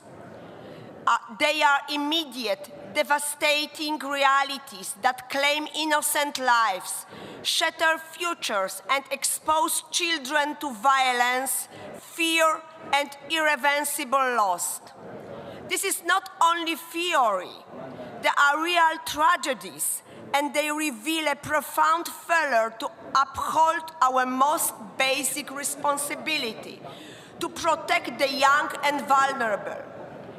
If we are serious about nourishing hope and securing peace, then the protection of young people must become our uncompromising priority. This requires not only words, but decisive actions.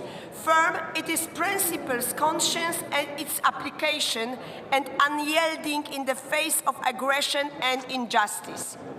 What kind of generation will be shaped from children who live in constant threat and of their lives, who are afraid to step outside, afraid for their families and loved ones?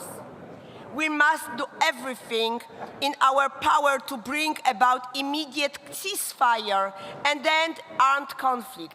We must then step up efforts to protect the environment and the climate so that our children can live and thrive in a safe world. For the future, for our children must stand above all else, because it is they who embody the future itself. Thank you very much. Thank you, Poland. I welcome now to the podium distinguished delegates from Democratic Republic of Congo, followed by Ukraine. Democratic Republic of Congo, you have the floor.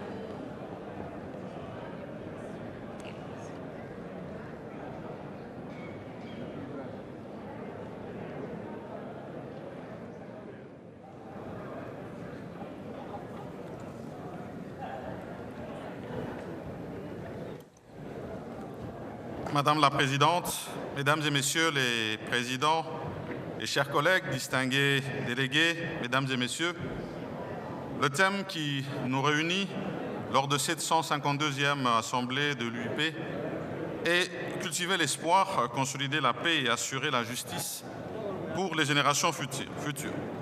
Nous oblige à agir avec responsabilité.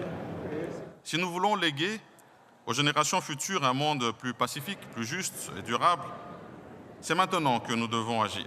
C'est ainsi que le Parlement de la République démocratique du Congo s'engage dans l'accompagnement des processus de paix menés par le gouvernement sous la houlette de son Excellence Félix-Antoine Tshisekedi Tshilombo, président de la République et chef de l'État, notamment dans les accords de Washington signés entre le Rwanda et la République démocratique du Congo, pour mettre fin à l'instabilité chronique dans sa partie est, alimentée par l'exploitation illicite des ressources naturelles. Mais pour que l'action parlementaire contribue efficacement à la résolution des conflits, elle doit être fondée sur la vérité et le respect des engagements pris. Parlons de vérité, quelle n'a pas été notre surprise avant-hier d'entendre une voix affirmer dans cette salle que le conflit en République démocratique du Congo serait purement interne et que le Rwanda n'y serait pour rien. Nous tenons pour notre part à partager avec vous 3 faits incontestables. Premièrement, la résolution 2773 du Conseil de sécurité des Nations Unies, adoptée le 21 février 2025, qui exige le retrait sans condition préalable des forces rwandaises du territoire de la République démocratique du Congo et la cessation de leur soutien à la FCM 23. Deuxièmement, lors de la 151e Assemblée tenue à Genève en octobre dernier, nous avons salué la mission conduite par le secrétaire général de l'Union interparlementaire en République démocratique du Congo et au Rwanda en vue de promouvoir la paix. Et troisièmement, l'accord de paix de Washington du 27 juin 2025, conclu entre la République démocratique du Congo et le Rwanda, sous la médiation des États-Unis d'Amérique. Le Rwanda ne pourrait donc se dédouaner de son implication dans la situation sécuritaire déplorable dans l'Est de la République démocratique du Congo, alors qu'il est cité, impliqué à tous les niveaux des processus engagés et même sanctionné par plusieurs instances. Il devrait, par contre, respecter ses engagements plutôt qu'utiliser les FDLR comme un prétexte de la violation de l'intégrité territoriale de la République démocratique du Congo. Hier, nous avons salué le vote du point d'urgence sur la nécessité de mener des efforts parlementaires concertés pour préserver les cessez-le-feu et soutenir la consolidation de la paix. Tous les pays membres de l'UIP devraient dès lors s'impliquer dans sa mise en œuvre. Pour ce qui est de la République démocratique du Congo, l'étape à laquelle nous sommes arrivés et pour laquelle nous continuons à solliciter l'appui de l'Union interparlementaire est celle de la mise en œuvre des processus de paix engagés. Il représente non seulement une chance de faire taire les armes, mais aussi une opportunité historique de bâtir une prospérité régionale durable. L'Union interparlementaire demeure le lieu où les parlements du monde unissent leurs voix pour la paix, la justice et la diplomatie parlementaire. Un outil pour transformer nos espoirs en solutions concrètes. Je vous remercie. Thank you, Democratic Republic of Congo. Now I welcome to the podium distinguished delegate from Ukraine, followed by Somalia. Ukraine, you have the floor.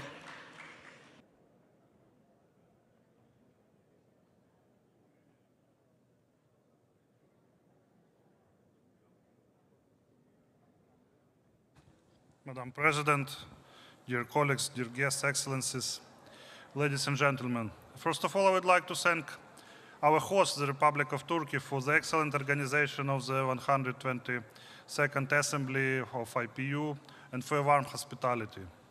Dear colleagues, today, when we speak about hope, peace and justice, for Ukraine, these are not abstract ideas. They are our daily reality, our daily fight. Since 2022, Ukraine has been resisting a full-scale and provoked invasion by the Russian Federation. This war has brought immense suffering and destruction. But it's not only a war against Ukraine. It's a war against principles we all claim to defend: sovereignty, territorial integrity, and international law. And we must be honest, the multilateral system is under serious strain. It's not stopping wars as it should. It's losing trust, because today security is connected. Conflicts don't stay local. If aggression is not stopped, it spreads. We already see how this works in practice. Russia's war against Ukraine has been strengthened by Iranian weapons, including drones used daily to attack our cities, our energy system, and our civilians. And we have also seen how the same technologies are used beyond Ukraine. Attacks against countries in the Gulf region showed something very important. Even those who did nothing to provoke conflict can become targets. This is the reality we face today. Aggressors cooperate, they test limits, and they expand their reach. If we don't stop them in one place, we will face them in another. And yet Ukraine continues to nurture hope. Hope lies in our people who endure missiles attack and blackouts, but don't surrender. It lives in our children who study in shelters and still believe in the future. It lives in our defenders who protect not only Ukraine, but the values we will share. This winter, Russia again targeted our energy system. Millions of people were left without heat, electricity, or water. But Ukraine stood. We adapted, we survived, and we continued to move forward. Ukraine is not only resisting, Ukraine is innovating. We developed modern defense technology to save lives. We built a digital state that works even in wartime. Even under attack, we are building the future. Peace is our goal. Ukraine wants peace more than anyone else. But peace can't mean surrender. It can't be built on occupation or impunity. A just and lasting peace must be based on full respect for Ukrainian sovereignty and territorial integrity. Anything less is not peace. It's only a pause before the next war. And peace without justice is impossible. Every attack on civilians, every destroyed home, every deported children, these are crimes. Without accountability, there will be no lasting peace.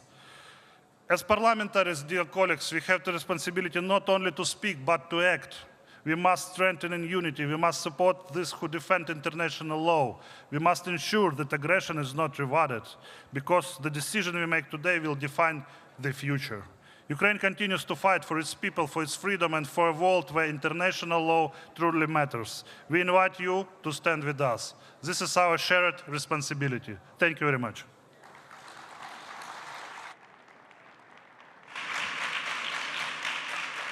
Thank you, Ukraine. I now welcome to the podium distinguished delegate from Somalia, followed by... Right of reply, please. Yeah.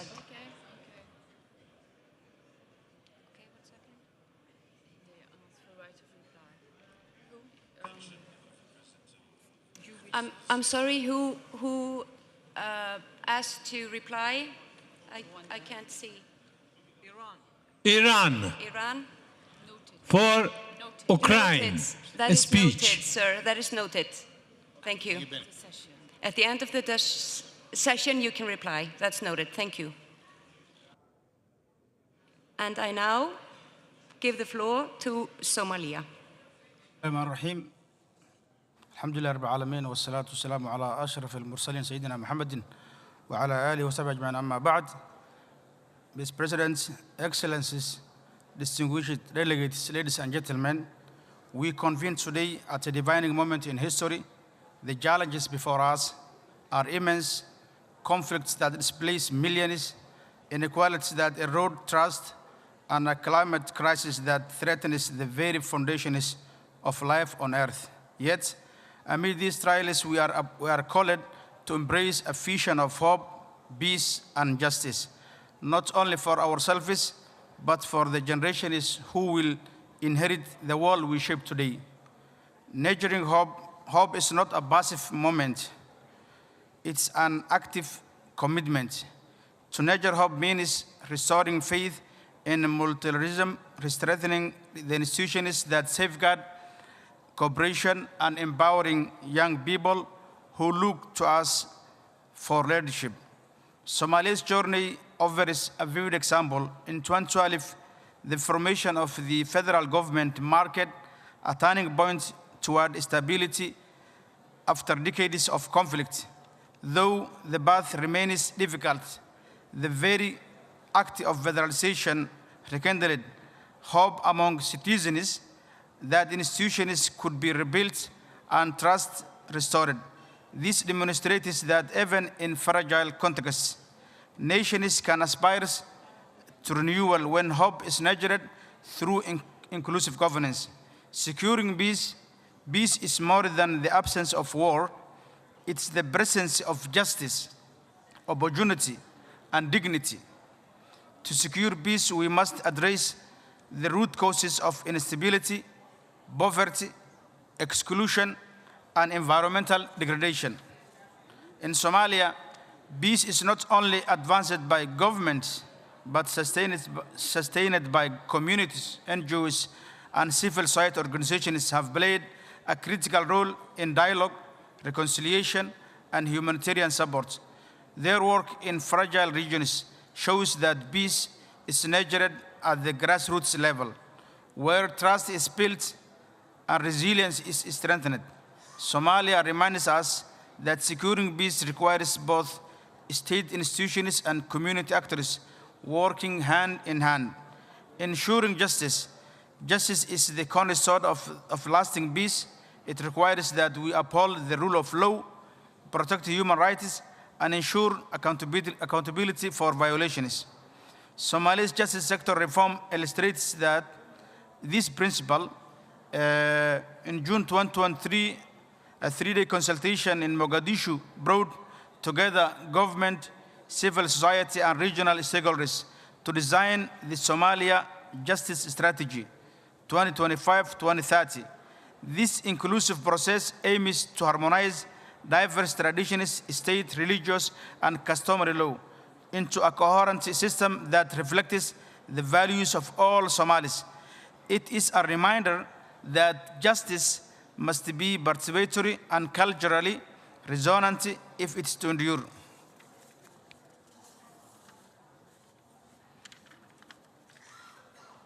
Excellencies, this general debate is not merely an exchange of words. It is a call to action.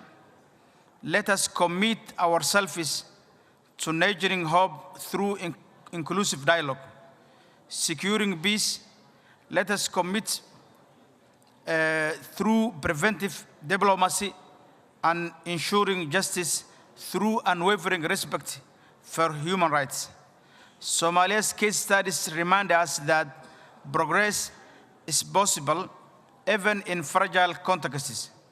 They show that hope can be rekindled, peace can be nurtured, and justice can be built when communities, governments, and international community act together. In honoring this theme, we honor the promise of the United Nations Charter.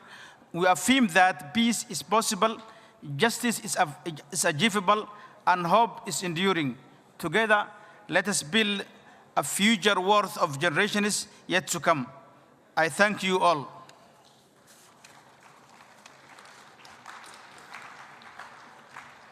Somalia. I welcome now to the podium distinguished delegate from Chad, followed by Myanmar. Chad, you have the floor.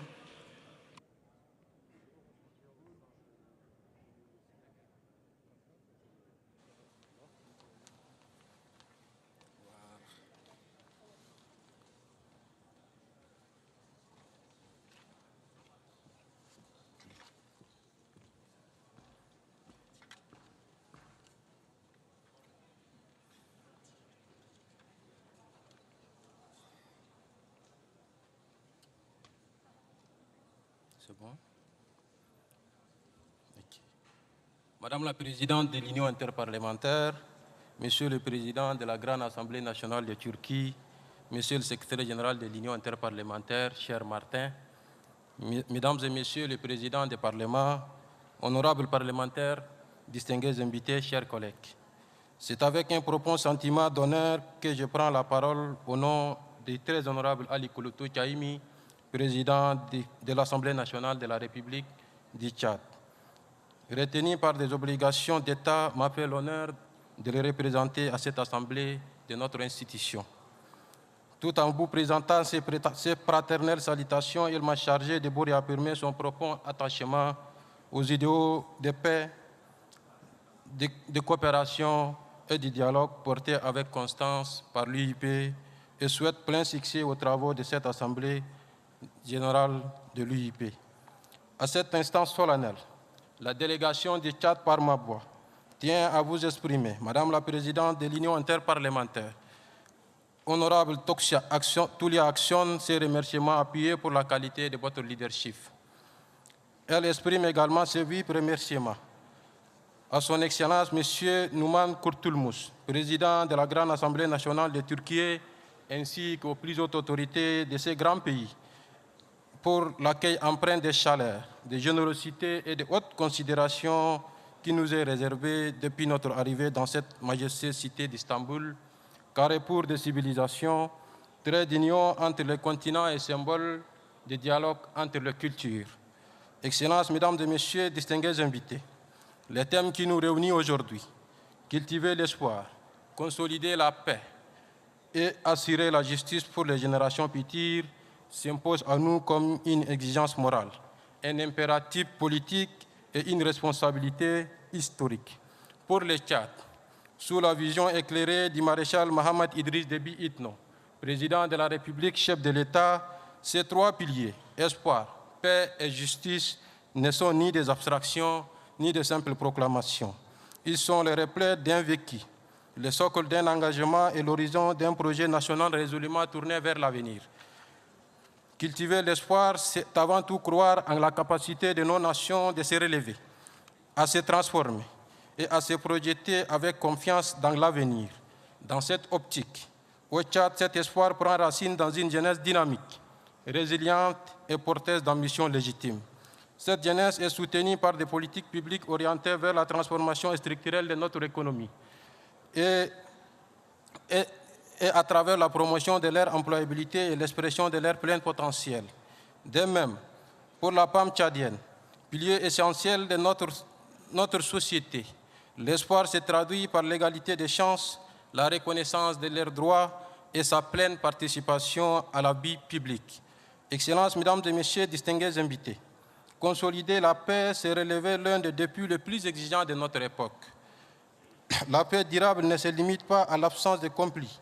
Elle repose sur la confiance, le dialogue, l'inclusion et le respect mutuel. Dans un environnement sahélien marqué par des mutations profondes et des défis sécuritaires persistants, le Tchad a su démontrer qu'un chemin est possible en engageant une transition politique maîtrisée, marquée par un dialogue inclusif et souverain, véritable levier du retour à la normalité constitutionnelle, démocratique et consensuelle. Mon pays, le Tchad, a tiré de cette expérience la vérité essentielle qu'une paix durable ne s'impose pas. Elle se construit avec patience, responsabilité et engagement collectif.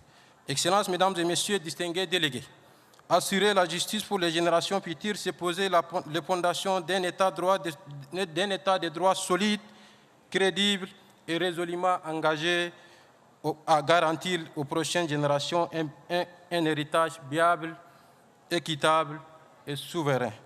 Honorables collègues parlementaires, le Tchad a la ferme conviction que la coopération interparlementaire portée par l'UIP constitue un levier essentiel pour répondre aux défis contemporains, notamment la prévention des conflits, la gestion post-conflit, la consolidation des démocraties.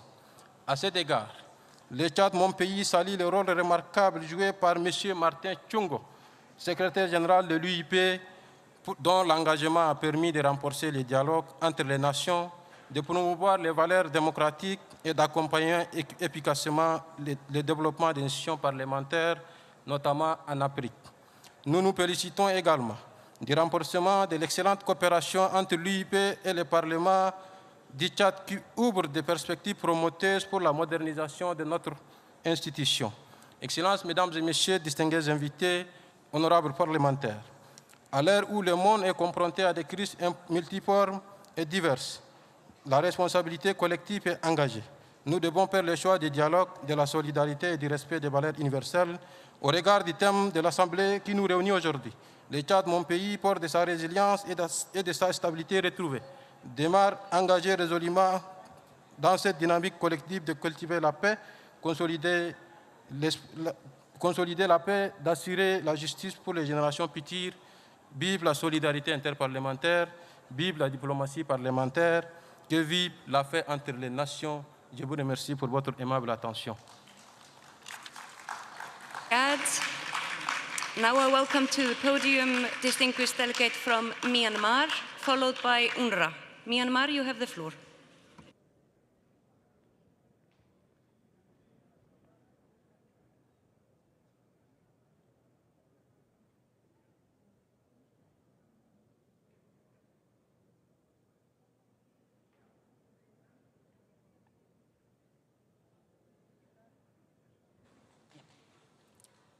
Honorable President, distinguished delegates, Excellencies, Minglaba, I stand before you today on behalf of the elected representative of Burma, Myanmar, carrying the voices of millions of our people who continue to endure profound suffering under military oppression.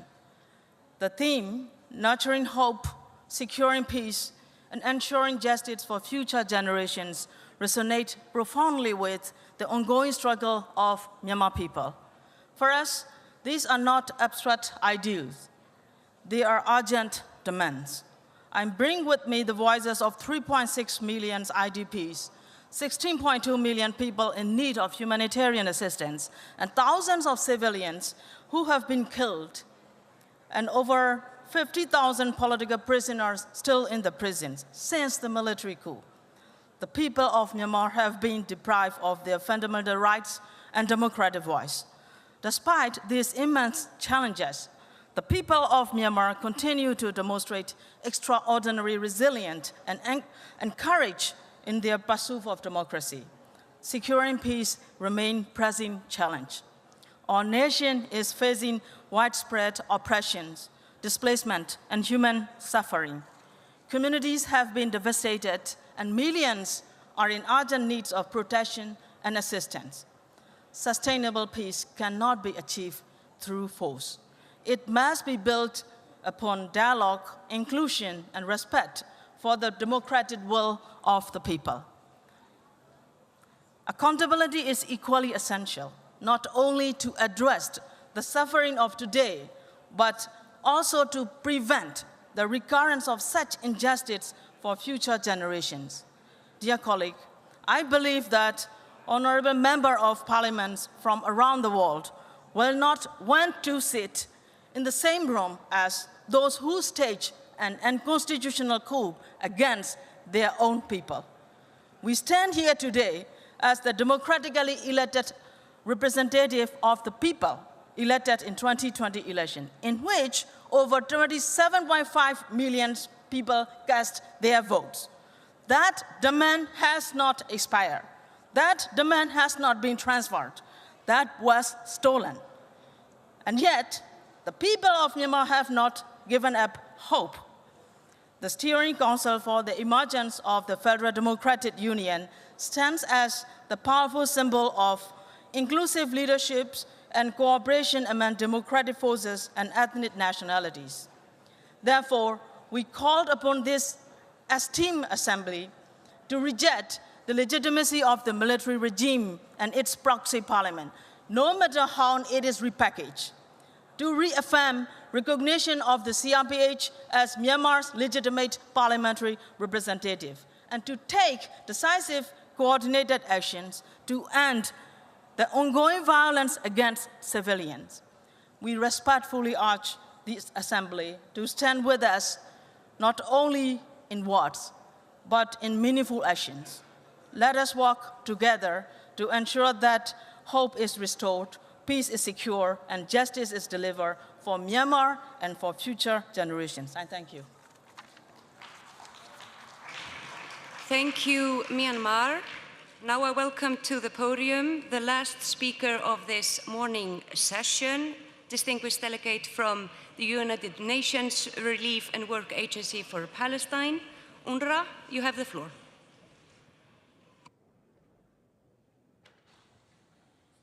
Excellencies, we meet at a moment of profound uncertainty across the Middle East and for the system meant to uphold peace, rights, and human dignity.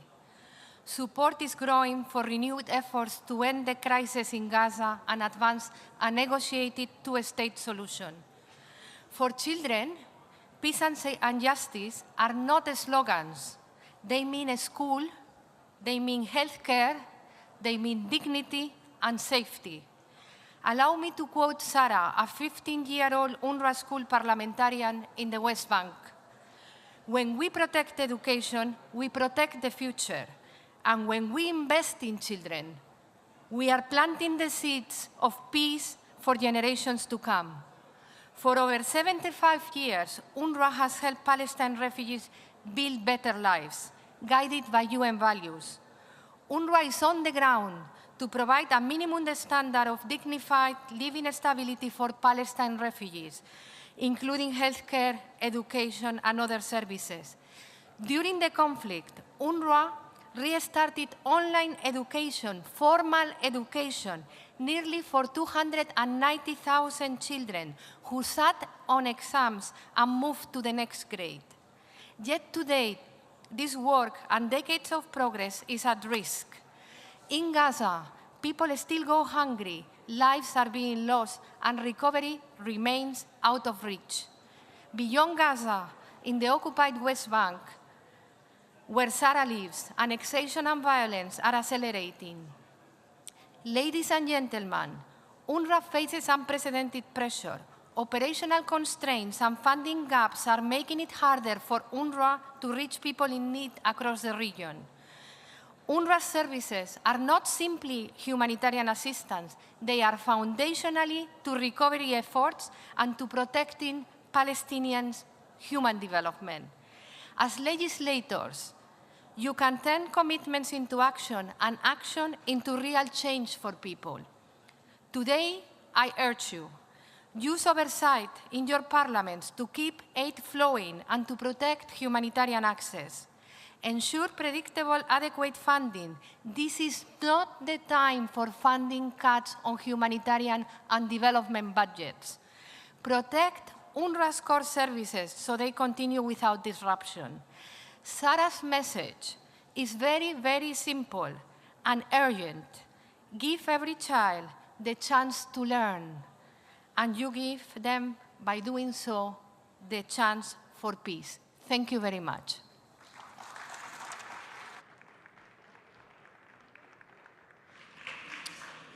Thank you, UNRWA.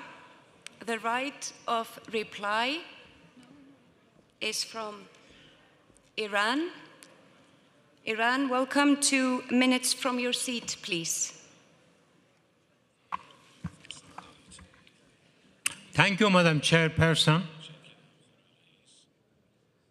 مایلم به نماینده اوکراین توضیح بدم که چرا ما به پایگاه‌های امریکا در منطقه حمله می‌کردیم برای اینکه اونها یک جنگ کاملی رو علیه کشور ما آغاز کردند.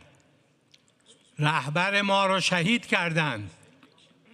رئیس مجلس ما رو دکتر لاریجانی رو که 3 دوره رئیس مجلس بود و بارها در این IPU شرکت کرده بود به شهادت رساندند و بیش از 4000 نفر و دانش آموزان ما رو، زنان ما رو به شهادت رسوندند. ما میباید جواب سختی به متجاوز بدیم و دادیم. پایگاه‌های امریکای متجاوز در بعضی از کشورهای همسایه ما بود و ما میبایست این پایگاه‌ها رو نابود بکنیم و این کار رو کردیم. این توضیح جناب عالی. اما روسیه یکی از کشورهایی است که به کشورهای مختلف دنیا سلاح صادر میکنه. او نیازی به سلاح ایران نداشت و ما بارها این رو توضیح دادیم. ما در خبرها داشتیم که آقای زلنسکی سفری به امارات داشتند و محموله ای از پهپادهای اوکراینی تحویل امارات شد. ما انبار اون پهپادها رو موشکباران کردیم و از بین بردیم و پهپادهایی که از اونجا علیه ما استفاده شد پهپادهای یک کشور دیگری بود که خودشون میدونن، ما هم میدونیم. بنابراین بر اساس دستور قرآنی فاعتدوا علیهم بمثل ما اعتدی علیکم و طبق ماده 51 منشور ما حق دفاع داشتیم و دفاع کردیم. Thank you, Madam Chairperson. Thank you. Thank you, Iran. The general debate will continue at 2:30, and we will now move on to the emergency item. Give me 1 minute.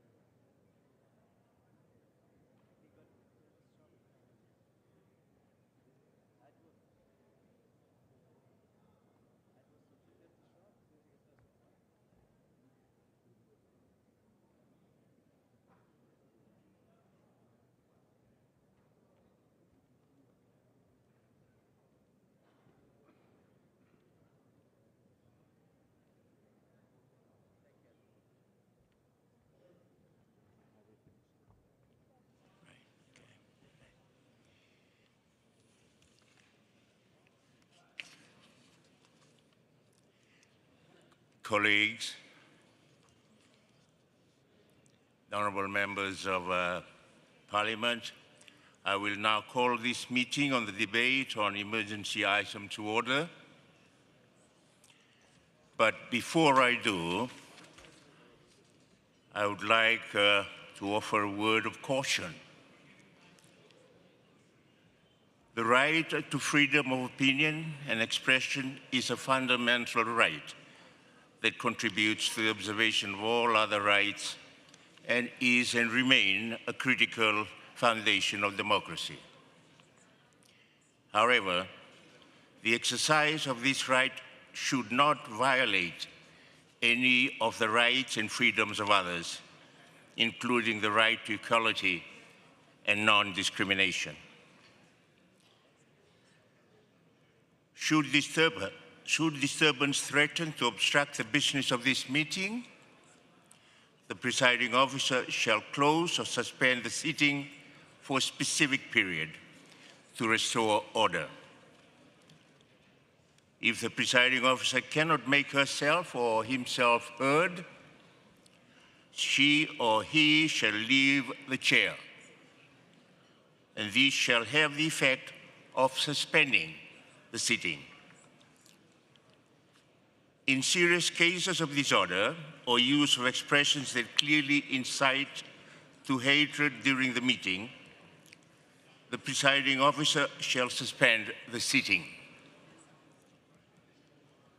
The presiding officer may, in addition, order the deletion from the record of those parts of a speech that contain defamatory, intolerant, racist, or xenophobic language, or those expressions that clearly incite hatred. Thank you for your attention. In order to enable the highest number of speakers to take the floor within the allocated times, the speaking times are set at 4 minutes per speaker. Please make good use of your sense of time and bear with the chair when I tell you that your speaking time is over. Now all speakers will take the floor from where they're seated, at their seats. Lastly, I will invite the co-authors of the draft resolution to take the floor at the end of the debate so that they may summarize interventions from the floor and react to them. At this point, I will now declare the debate open, and the floor is given to the delegation of Canada, to Mr. Jennings. You have the floor, sir. Thank you, Chair. Canada supported this proposal, which deplores the trauma and tragedy of war and seeks peace and justice for all. The intent of the draft was to establish a general approach, but I do want to draw attention to a specific situation mentioned in the explanatory memorandum, which I think needs more attention. That in Sudan, one of a number of conflicts in Africa. I'm sure we all agree that peace is about people. And in Sudan, we have been inspired by the heroic efforts of the Sudanese people seeking constitutional parliamentary government. These protesters were like many peoples in other countries now and throughout history, peacefully asserting their human rights in the face of governments that kill unarmed protesters and other innocents. Such violence undermines the moral force that governments require to maintain their legitimacy. The international community was both inspired and hopeful for Sudan at that time. Sadly, the gains of Sudan's revolution were lost, and Sudan is now in the midst of an ongoing brutal civil war, resulting in, by very conservative estimates, well over 50,000 direct deaths. The war in Sudan is causing a massive humanitarian crisis, magnifying already large needs on the continent. Arising from conflict, nations throughout Africa receive and assist tens of millions of refugees from various conflicts. These refugees bring with them the profound potential that lives in every human being, but also significant needs. Addressing and ending the conflict in Sudan and conflicts throughout Africa and the world will require a principled and heroic response from the international community that matches the needs of the situation and the heroism that the people have already demonstrated in seeking a better future for themselves and their children. While I know this resolution is general in its content, we do think Sudan's crisis is one to take note of, and perhaps for the IPU to develop further mechanisms to address. If a decision is made to introduce specific examples, then examples from Africa, including Sudan, should be among them. As parliamentarians, it is our firm conviction that states exist for the common good, to serve the people who live in them. As such, peace is not just about states getting along. It is about establishing peaceful and just arrangements that serve the people of every nation. Thank you. I thank the honourable member from Canada. I call next on the Speaker of the Federal Parliament of Australia, the Honourable Milton Dick. Thank you, Mr. Speaker from Fiji, for chairing this session. I was pleased to play a role in ensuring that this item has been adopted for discussion more than ever, we need to work together for peace.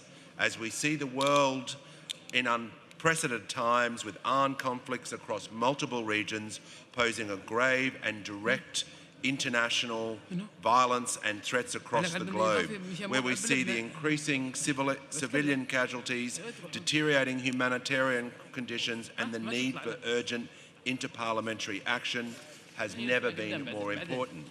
Far too often, there are things that divide us here at the IPU. I'd like to say that this motion brings us together a little bit closer to make sure that we use the tools at our disposal, particularly parliamentary diplomacy. As I mentioned in my address, Mr. Speaker, that Australia has always played a strategic role when it comes to bringing people together. You yourself live in the Pacific alongside myself, and we see collaboration and cooperation as the key to partnership in the Pacific. But recent developments in the Middle East have further underscored the urgency for parliamentary diplomacy. Given the attacks that are occurring across the world, including maritime security, the issue of freedom of navigation, and the continuity of supply chains, this dangerous situation in the Middle East and related political security and humanitarian matters affects us all. According to various reports, the year 2024 recorded a historic peak in ongoing conflicts worldwide. More than ever, we must remember the people involved with conflicts. We must remember the innocent lives that have been lost, where we see lives lost by the illegal invasion by Russia into Ukraine, Iran's attacks on its neighbours, where we are seeing innocent lives lost. I bring to the attention two people who have fled the regime from Iran and called Australia home. Recently, during the Women's Asian Cup held in Australia, two brave citizens of Iran fled and were granted asylum in Australia. Fatima Pasaria and Atifa Razmida were two women who were granted asylum during the Asian Cup tournament. I'd like to read a statement that they have issued. At this stage, our primary focus is on our safety, our health, and beginning the process of rebuilding our lives. We are elite athletes, and it remains our dream to continue our sporting careers here in Australia. Fatima and Atifa are two brave women who have fled the regime and are now calling Australia home. They have arrived in Australia and they have now found safety in Australia. The team were in Australia and the young brave women were granted asylum. I wish these women great strength and great wisdom as they begin their lives here in our country in Australia. Mr. Speaker, these are only two women and two voices, but their voices are powerful. And today I salute their bravery and I bring them to the attention of the IPU, and may we continue to see peace and harmony across the world. And this motion today, this resolution that we have done, is doing that. But we must always remember the faces that we don't hear, the voices we can't hear, that they are also important to every single member of the IPU. I thank the Assembly. Right of reply, Mr. Chairman, for Iran. Right of reply. Iran, the rule is that you will wait until the end of the debate before I grant you the right of reply. Thank you, sir. We now move on to the next speaker. I will now invite, before I do that, I will remind that we have the request form that are available for anyone who may wish to intervene in the course of the debate. So I now invite the representative from Ukraine, Ms. Lesia. You have the floor, ma'am. Thank you. Dear Chair, distinguished colleagues, the war in the Middle East has profoundly shocked us. For Ukrainians, it is not distant. It feels familiar, too familiar. We see the same patterns, the same methods, the same cruelty. Just like Russia's brutal invasion of Ukraine 4 years ago, it began in February. Just like in Ukraine, civilians are paying the highest price: women, children, families. And international law is being broken again and again. And even now, my constituency is left bank of Kyiv. Kyiv is the capital of Ukraine. And this winter, our civilian people, kids, women, were freezing in their apartments with the temperature -20 outside because Russians destroyed our power plants and electricity systems. There is a dark irony on this. The same weapon used to terrorize our cities are now used to terrorize others. Iranian Shaheds, drones, the same sound, the same fire, the same destruction.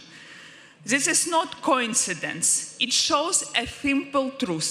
Our world is interconnected. Our security is shared, and so are our vulnerabilities. What happens in Ukraine does not stay in Ukraine. What happens in the Gulf does not stay in the Gulf. These crises are linked, and so must be our response. Ukraine understands this is in practice.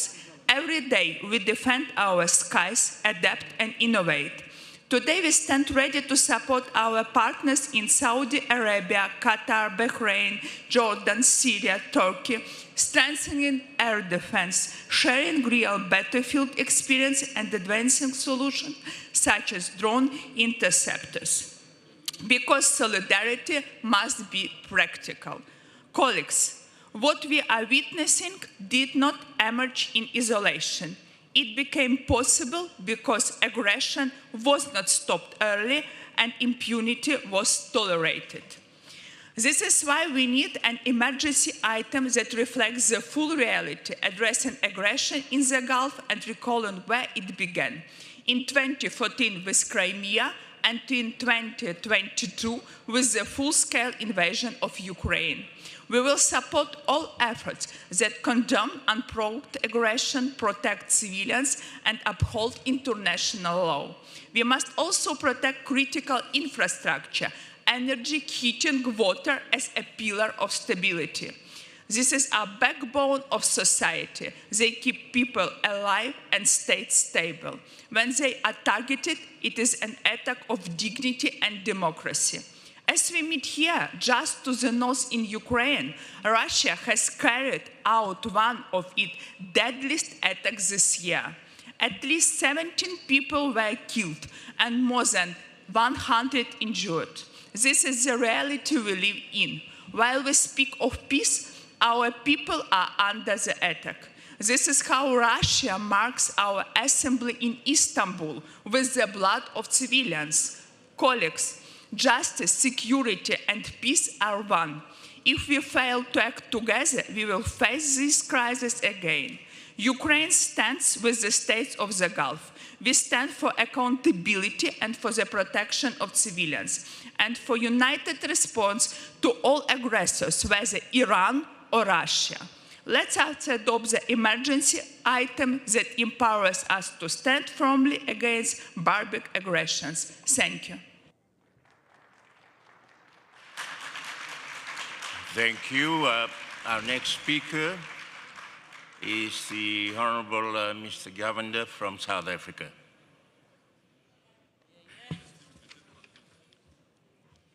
Thank you, Honorable Chairperson, Honorable President, Honorable Speakers, Honorable Members. The global community, as in recent months, faced intensified threats to global peace and security, including imminent threats to the effective functioning of global economic systems. These threats to global peace have exposed old and underlying levels of polarization, instability, and unresolved tensions. Therefore, the decision of this Assembly to adopt an emergency item to preserve ceasefires and support peace building in the Middle East and other regions signals that parliaments from across regions and political traditions agree that the situation in the Middle East and the wider pattern of escalating conflicts globally demands immediate attention and a clear response. Our vote on this item affirms South Africa's long-standing and consistent position that international humanitarian law must be respected, that humanitarian access must be unhindered. Furthermore, dialogue and multilateral engagement remains the most effective tools to resolving conflict. Our support for this resolution is also informed by our own historical experience. We know that sustainable peace cannot be imposed through force. It must be built through inclusive political processes, mutual recognition, and a commitment to justice and human dignity. By endorsing this resolution, we are sending a unified message that civilization should not be used as collateral to make political statements. We are jointly asserting that ceasefires are not gestures, but serve as necessary instruments to restore calm. We are therefore asserting that peace building must take precedence over military escalation. This message is directed at governments, parties in conflict, and international institutions. Parliaments expect de-escalation, unhindered humanitarian access, accountability, and a genuine recommitment to political solutions grounded in international law. This emergency item also makes it clear that parliaments will not accept a world where prolonged conflict becomes the norm or where humanitarian catastrophe is met with indifference. In supporting this resolution, parliaments affirm that we are not observers of global crisis. We are custodians of global peace and stability, which should be actively advanced through multilateralism and parliamentary diplomacy. Let us therefore remain committed to preventing further loss of lives by advocating for a just and lasting peace. I thank you, Honorable President.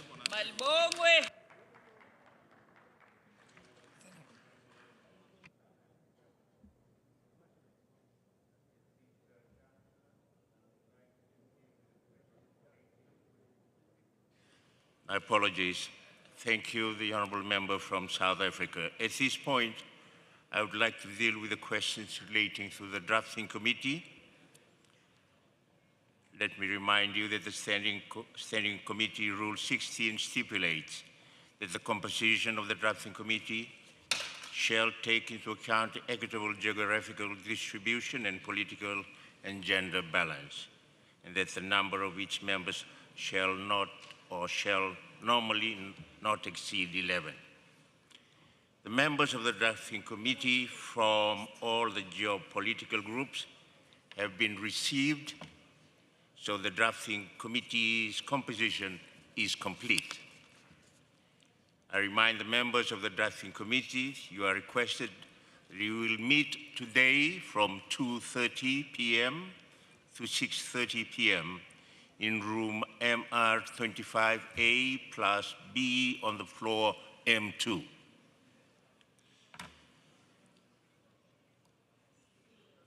We will now continue with the rest of our speakers. I will call next on the speaker from Botswana.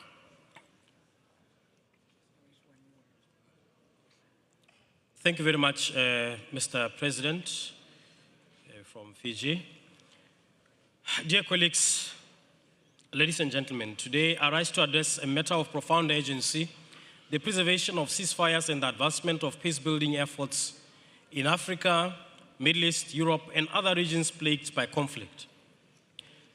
Colleagues, ceasefires are not merely pauses in violence. They are fragile lifelines. They represent the first step towards reconciliation, the first breath of hope for communities torn apart by war. Yet without sustained and concerted parliamentary action, these lifelines risk being severed, plunging societies back into cycles of destruction. Parliaments, as the voice of the people, bear a unique responsibility. We are entrusted with oversight, with ensuring that governments honor their commitments to peace. We hold the power to allocate resources for humanitarian relief, reconstruction, and reconciliation. And through parliamentary diplomacy, we can extend bridges across divides, fostering dialogue where official channels may falter. Botswana's parliament actively promotes peace by strengthening democratic institutions and holding them accountable, upholding constitutional and humanitarian rights. and human rights, and engaging in both national and international peace-building initiatives. And indeed, peace indices places us among the most peaceful countries in Africa and the world. And so this emphasizes good governance, decentralization, and traditional systems like our own traditional quota system to maintain social harmony. A commitment to Sustainable Development Goal 16, peace, justice, and strong institutions. Botswana Parliament participates in global forums such as the IPU, where it highlights the importance of peace, justice, and governance. In October 2023, the former speaker reaffirmed Botswana's dedication to these principles at the 147th IPU Assembly in Angola, Luanda. Today, I'm here as the current speaker reiterating and sharing sentiments on the same. An aspiration 4 of the African Union Agenda 2063 focuses on achieving a peaceful and secure Africa by ending conflicts, promoting stability, and ensuring that peace becomes the foundation for sustainable development. It emphasizes silencing the guns by 2030 and building strong institutions to prevent violence and insecurity. As the Botswana Parliament, we strive to ensure the achievement of these agendas through passing progressive and transformational laws and policies that guard against any proliferation of violence. To members of the IPU, the agency before us is clear. We must strengthen mechanisms to monitor and uphold ceasefire agreements. We must advocate for inclusive peace processes that give voice to women, youth, and marginalized communities. We must encourage regional cooperation, recognizing that peace in one nation is inseparable from stability in its neighbors. We must work in solidarity with international parliamentary networks to amplify calls for peace and hold accountable those who undermine it. Peace is not built in a day, nor is it sustained by words alone. It requires vigilance, commitment, and the courage to act even when the path is difficult. If Parliament fails to rise to this challenge, we risk allowing fragile ceasefires to collapse, condemning generations to renewed suffering. Lastly, let us therefore commit ourselves to this noble task. Let us ensure that our parliamentary voices are not silent, but resound with clarity and conviction in defense of peace. For in preserving ceasefires, we preserve lives, and in building peace, we build the future. Thank you very much, Mr. President. I thank the Speaker from Botswana. At this point, given the constraints of time, the list of speakers is closed. I have 3 former speakers to take the floor. I will now call next on the Honorable Member from Yemen, Mr. Ali Bashura, to take the floor. شكرا لك رئيس جلسة. حقيقة نحن مع البند الطارئ وصوتنا له، وهو الحاجة العاجلة لجهود برلمانية منسقة للحفاظ على وقف إطلاق النار ودعم السلام. وبلدي تعاني منذ 11 سنة، اليمن تعاني من نزيف حاد في الدماء الأطفال والنساء والشيوخ من قبل هذه الميليشيات الحوثية المدعومة من إيران.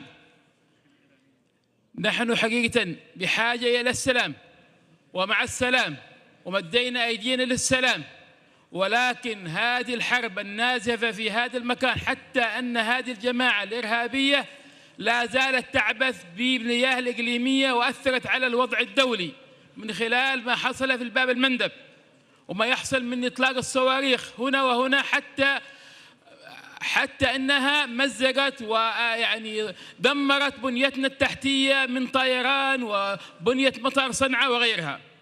نحن حقيقة بحاجة إلى السلام.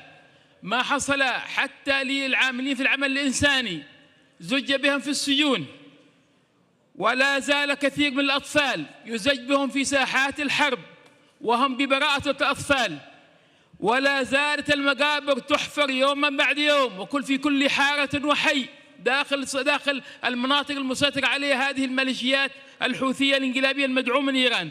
نحن حقيقة نطالب بالسلام وأيدينا ممدودة للسلام، ما لم نطالب البرلمان الدولي بتصنيف هذه الجماعة إلى جماعة إرهابية هذه الجماعة جماعة الحوثي المدعوم من إيران بأنها جماعة إرهابية، وأيضا مساعدتنا كيمنيين في بيع نفطنا وغازنا المسال، وأيضا حث شركاتكم الاستكشافية للغاز والنفط بالعودة لليمن حتى يعيد وقتنا الاقتصادي، وكذلك أيضا بأننا بحاجة أيضا من دولكم بأنها تأتي إلى الشراكة معنا في داخل اليمن. لدينا مواني، لدينا ميناء عدن الهام، نحن بحاجة حقيقة إلى هذه الأشياء، ونحن أقول مرة أولى وثانية وثالثة ومليار مرة نحن مع السلام لإيقاف نزيف الدم، ولكن ينبغي على البرلمان ونحن أعضاء فاعلين في هذا البرلمان أن يساعدنا وأن يقف معنا حتى نوقف نزيف الدم اليمني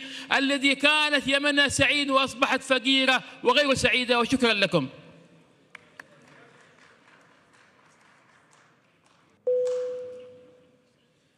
I thank the Honorable Speaker from Yemen. I call next on the Russian Federation, the Honorable Mr. Chiko.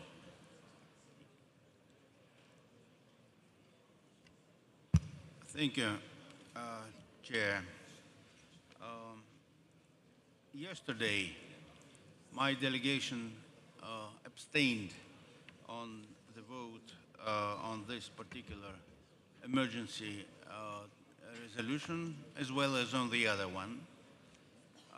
Not because we have problems with the original text, except for a number of minor ones, but we suspected that the discussion on this issue, the agenda, might actually turn out to be highly politicized, and the focus of the discussion would shift from the issues of Middle East, which is the essence of this resolution, to other places. Unfortunately, our expectations have proven to be correct. I feel the need to clarify a few points raised by the Ukrainian delegation. First of all, about the Shahid drones, I believe the Iranian colleagues are well placed to clarify that particular one. Russia does not employ Iranian drones or other armaments. Russia has enough in quality and quantity of its own. It is Ukraine that is trying to solicit drones from at least 19 other countries, particularly European ones, thereby escalating the situation in and around the conflict. As far as the minus 20 degrees, that might sound shocking to a number of countries represented here. But if you compare minus 20 in Ukraine to plus 40 in Gaza and Lebanon, I think the comparison would not be in favor of Ukraine. The attacks on civilian infrastructure and civilian energy objects are not, I would say, an issue that Ukraine is positioned to put forward. Actually, adjacent Russian regions adjacent to Ukraine suffer from the same temperatures and suffer from waves of Ukrainian drones. Some of them actually flying over countries that are so keen to support the Kiev regime, which of course create questions of their complicity with the war crimes of the Ukrainian leadership. So let us not allow the discussion to shift away from the Middle East, which is the topic of this emergency resolution, and expand to other places. Thank you. I thank the speaker from the Russian Federation. I now will invite the speaker from Qatar, the co-sponsor of this draft resolution. You have the floor. شكرا سعادة الرئيس. بداية أتقدم بالشكر الجزيل للبرلمانات والمجموعات الجيوسياسية التي قدمت ودعمت البند الطارئ، كما أشكر جميع البرلمانات الحاضرة والمصوتة له.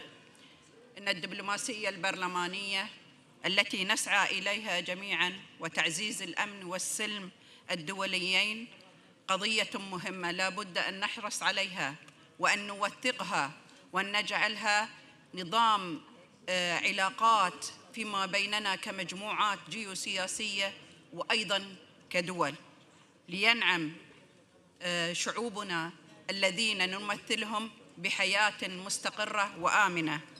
إن التوافق الأساسي الذي لمسناه في إعداد وعرض هذا المقترح حصل على مرتكزات أساسية مبنية على حقوق الإنسان والسلام والرعاية لجميع الشعوب وحمايتها.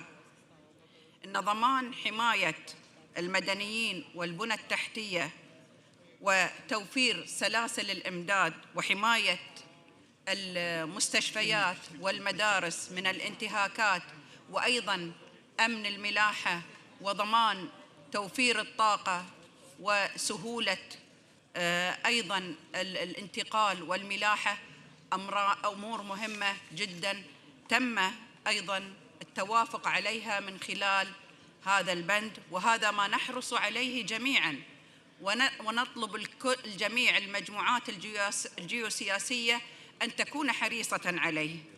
أيضاً ما بعد هذه النزاعات وهذه الحروب وما تتأثر به سلوكيات الأطفال والمجتمع من نساء وشيوخ أيضاً يحتاج إلى عمليات تأهيل اجتماعي وتأهيل نفسي للمتضررين.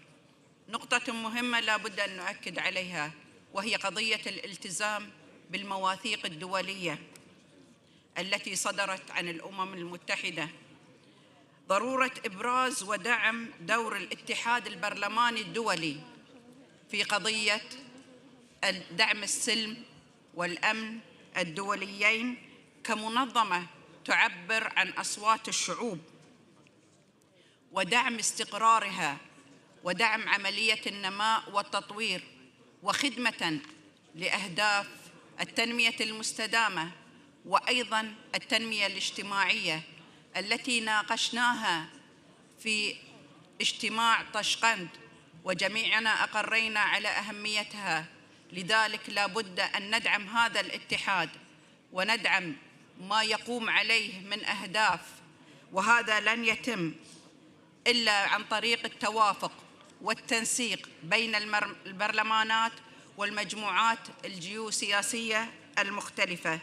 لا بد لنا جميعاً أن نسعى جميعاً إلى تحقيق وخدمة هذه الأهداف التي يسعى إليها الاتحاد من أجل تحقيق السلم والأمن الدوليين وأيضاً رعاية مصالح من نمثله من شعوب. وشكراً سعادة الرئيس.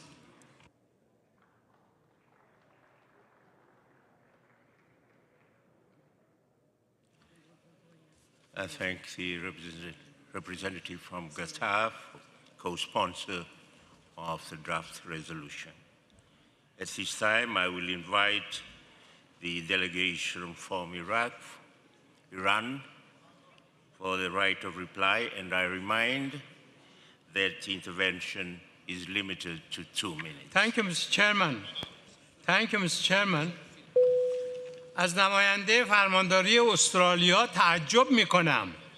امیدوارم استرالیا از تحت قیمومیت کشور دیگر خارج و استقلال پیدا کند. ایشون باید بداند که ایران 2000 سال پیش یک زن به عنوان وزیر در حکمرانی ایران حضور داشته است.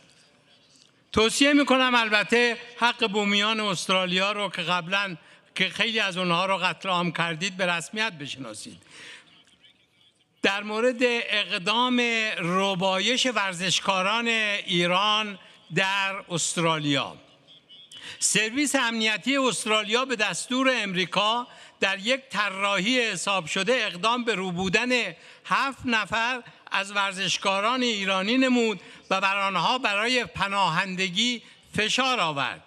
جهت اطلاع نماینده استرالیا، آقای ترامپ از اقدام شما تشکر و خواستار اعزام آنها به امریکا شد. 5 نفر از ورزشکاران ما، دختران ما فرار کردند و الان در ایران هستند و برای 2 نفر دیگر همینک شکایتی علیه استرالیا در جریان است. ورزشکاران ایرانی با پرچم جمهوری اسلامی در عرصه‌های ورزشی و کسب مدال‌های رنگین افتخار ملت ایران هستند.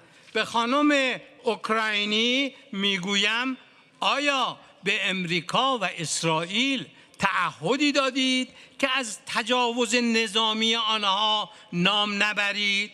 ما در فرهنگ اسلامی به چنین افرادی میگوییم منافق. اما در مورد پیشنویس ماده اضطراری توصیه میکنم اگر میپذیرید یادی از 168 دانش آموز بیگناه ایرانی که در بمباران امریکایی ها به شهادت رسیدند، مادران اونها و ملت ایران داغدار اونها هستند، نیست در اون ماده اضطراری نامی به میان آورید، حتی اگر نخواستید متجاوزین و قاتلین را محکوم کنید. متشکرم آقای رئیس.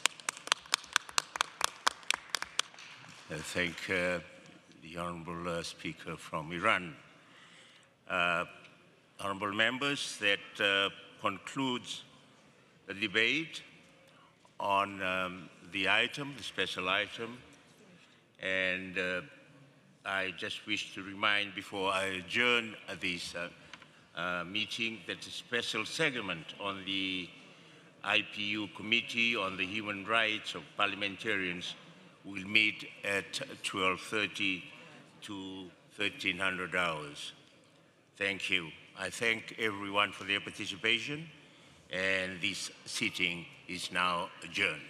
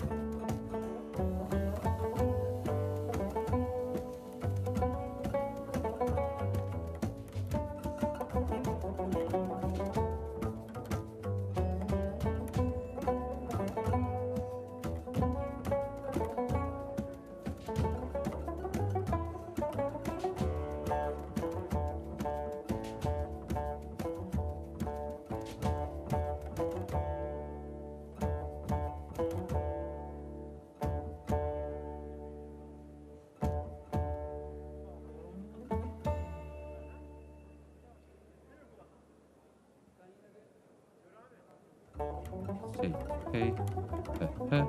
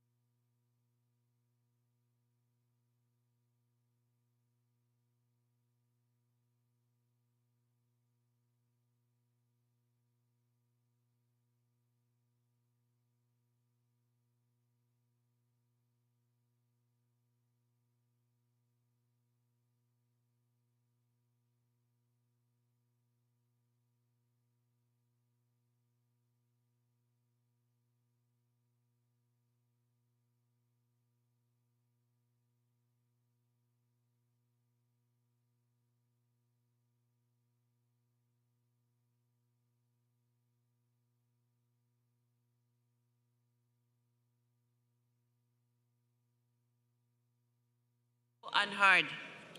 Parliamentarians facing intimidation, arbitrary detention, or political persecution. Its work reminds us that representative mandates must be protected if democracy itself is to endure. Today's discussion, dear colleagues, offers us an opportunity not only to reflect on this important legacy, but also to look ahead. We will hear first-hand perspectives on why protecting members of parliament matters, how parliamentary solidarity works in practice, and what more can be done to strengthen support for this essential mandate. I am honored, dear colleagues and friends, to be joined by 4 distinguished panelists. The first one is Ms. Nominchibek Oduseren, President of the Committee on the Human Rights of Parliamentarians, who will share recent examples of the committee's impact. She has done a good job, and part of that we'll be hearing this afternoon. Thank you so much, Madame Oduseren. The second one is Mr. Michel Kheji Onanga Ndiaye, who is the Speaker of the National Assembly of Gabon, who will offer a testimony on the impact of the committee's work and explain how dialogue and cooperation can lead to positive outcomes in individual cases. We are also joined, colleagues, by Ms. Catherine Fay, who is a member, sorry, Mr. Ndiaye is here, so this is the speaker. Then we are joined also by Ms. Catherine Fay, who is a member of the German Bundestag, who will provide insights into how her parliament actively supports members of parliaments at risk and puts parliamentary solidarity into practice. She's on my left-hand side. And lastly, we will also hear from Ms. Millie Odhiambo, who is a current member of this committee, but also served as president of the committee earlier on. And she will be speaking on behalf of the Parliamentarians for Global Action, and she will highlight how partner organizations are working alongside the committee to support colleagues who are at risk worldwide. I would like to take this opportunity to welcome all of you, dear panelists, to this very special segment. Colleagues, we will first give the floor to the President of the committee, Madame Odusuren. So we will hear from you first. You have the floor. Thank you, Madam President. Dear colleagues, dear friends, 50 years ago, this committee was created with a simple but powerful idea that no parliamentarian should ever stand alone in the face of injustice. Today, as we mark this anniversary, I would like to pause for a moment, not to focus on procedures or statistics, but on people. Because the very mandate of the Committee on the Human Rights of Parliamentarians is, above all, a human one. It's about colleagues, people like us, who, for speaking out, voting freely, or representing their constituents, have been threatened, silenced, and detained. And it is about what we do together as a parliamentary community can do to support them. Many of you know our work through the difficult cases we present, often towards the end of the assemblies. Cases that remind us of the many challenges still faced around the world. But today, I would like to tell a different story. A story of impact, of persistence, and importantly, of hope. Let me share just a few recent positive examples. In Iraq, former MP Ahmed al-Alwani spent more than 10 years in detention. 10 years. The committee followed his case relentlessly year after year, and in April 2025, he was finally released. This was the result of sustained dialogue, including a mission to the country and continuous engagement with national authorities. In Senegal, in March 2024, Ousmane Sonko was released, all charges were dropped, and his political rights restored. Today, he is the Prime Minister of his country. In Thailand, following major political changes, including the dissolution of their political party, 116 parliamentarians were able to continue their mandates freely under a new formation. Their cases were closed last year. And in Zimbabwe, our colleague Job Sikala was released nearly after 2 years in detention. His case remained on our agenda, supported by trial observations and sustained dialogue with national authorities, until the moment he was released. These are not just cases, they are lives, they are families, and they remind us that our work matters. Over the past 50 years, there have been many such stories, stories where solidarity made a difference, where persistence paid off, where parliamentarians somewhere in the world knew that they were not forgotten. To bring some of those stories to life and to reflect 5 decades of commitment through 5 powerful stories, I'm pleased to invite you to now watch a short video.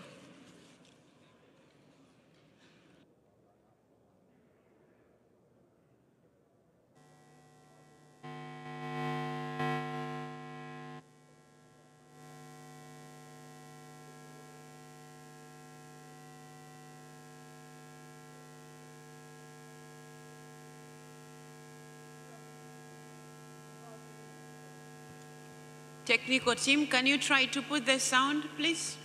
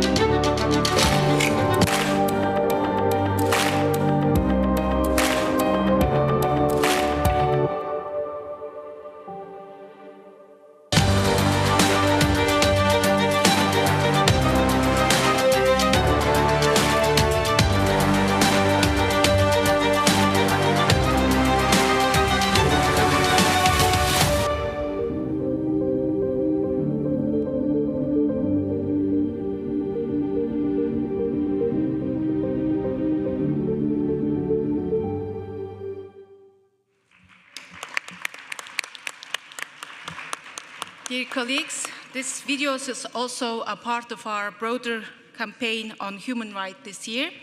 I warmly also encourage you to visit our dedicated booth just outside this hall and come and learn more about our work, and not only what we do, also about what you can do with the committee. And finally, I want to take this opportunity to draw your attention to the IPU's continued research into drivers and impact of intimidation against men and women parliamentarians by the public.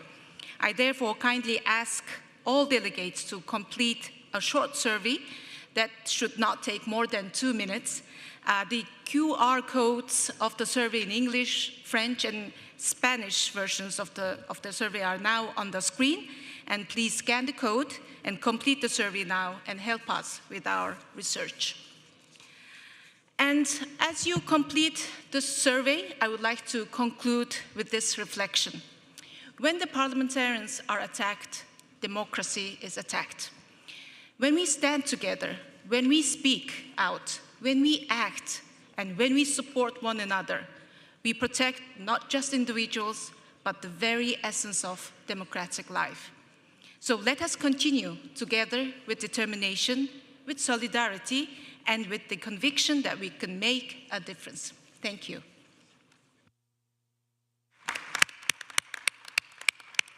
Thank you so much for your insightful and these inspiring remarks. Colleagues, it is now my pleasure to welcome or to give the floor to the Speaker of the National Assembly of Gabon to take the floor. Mr. Speaker, you have the floor.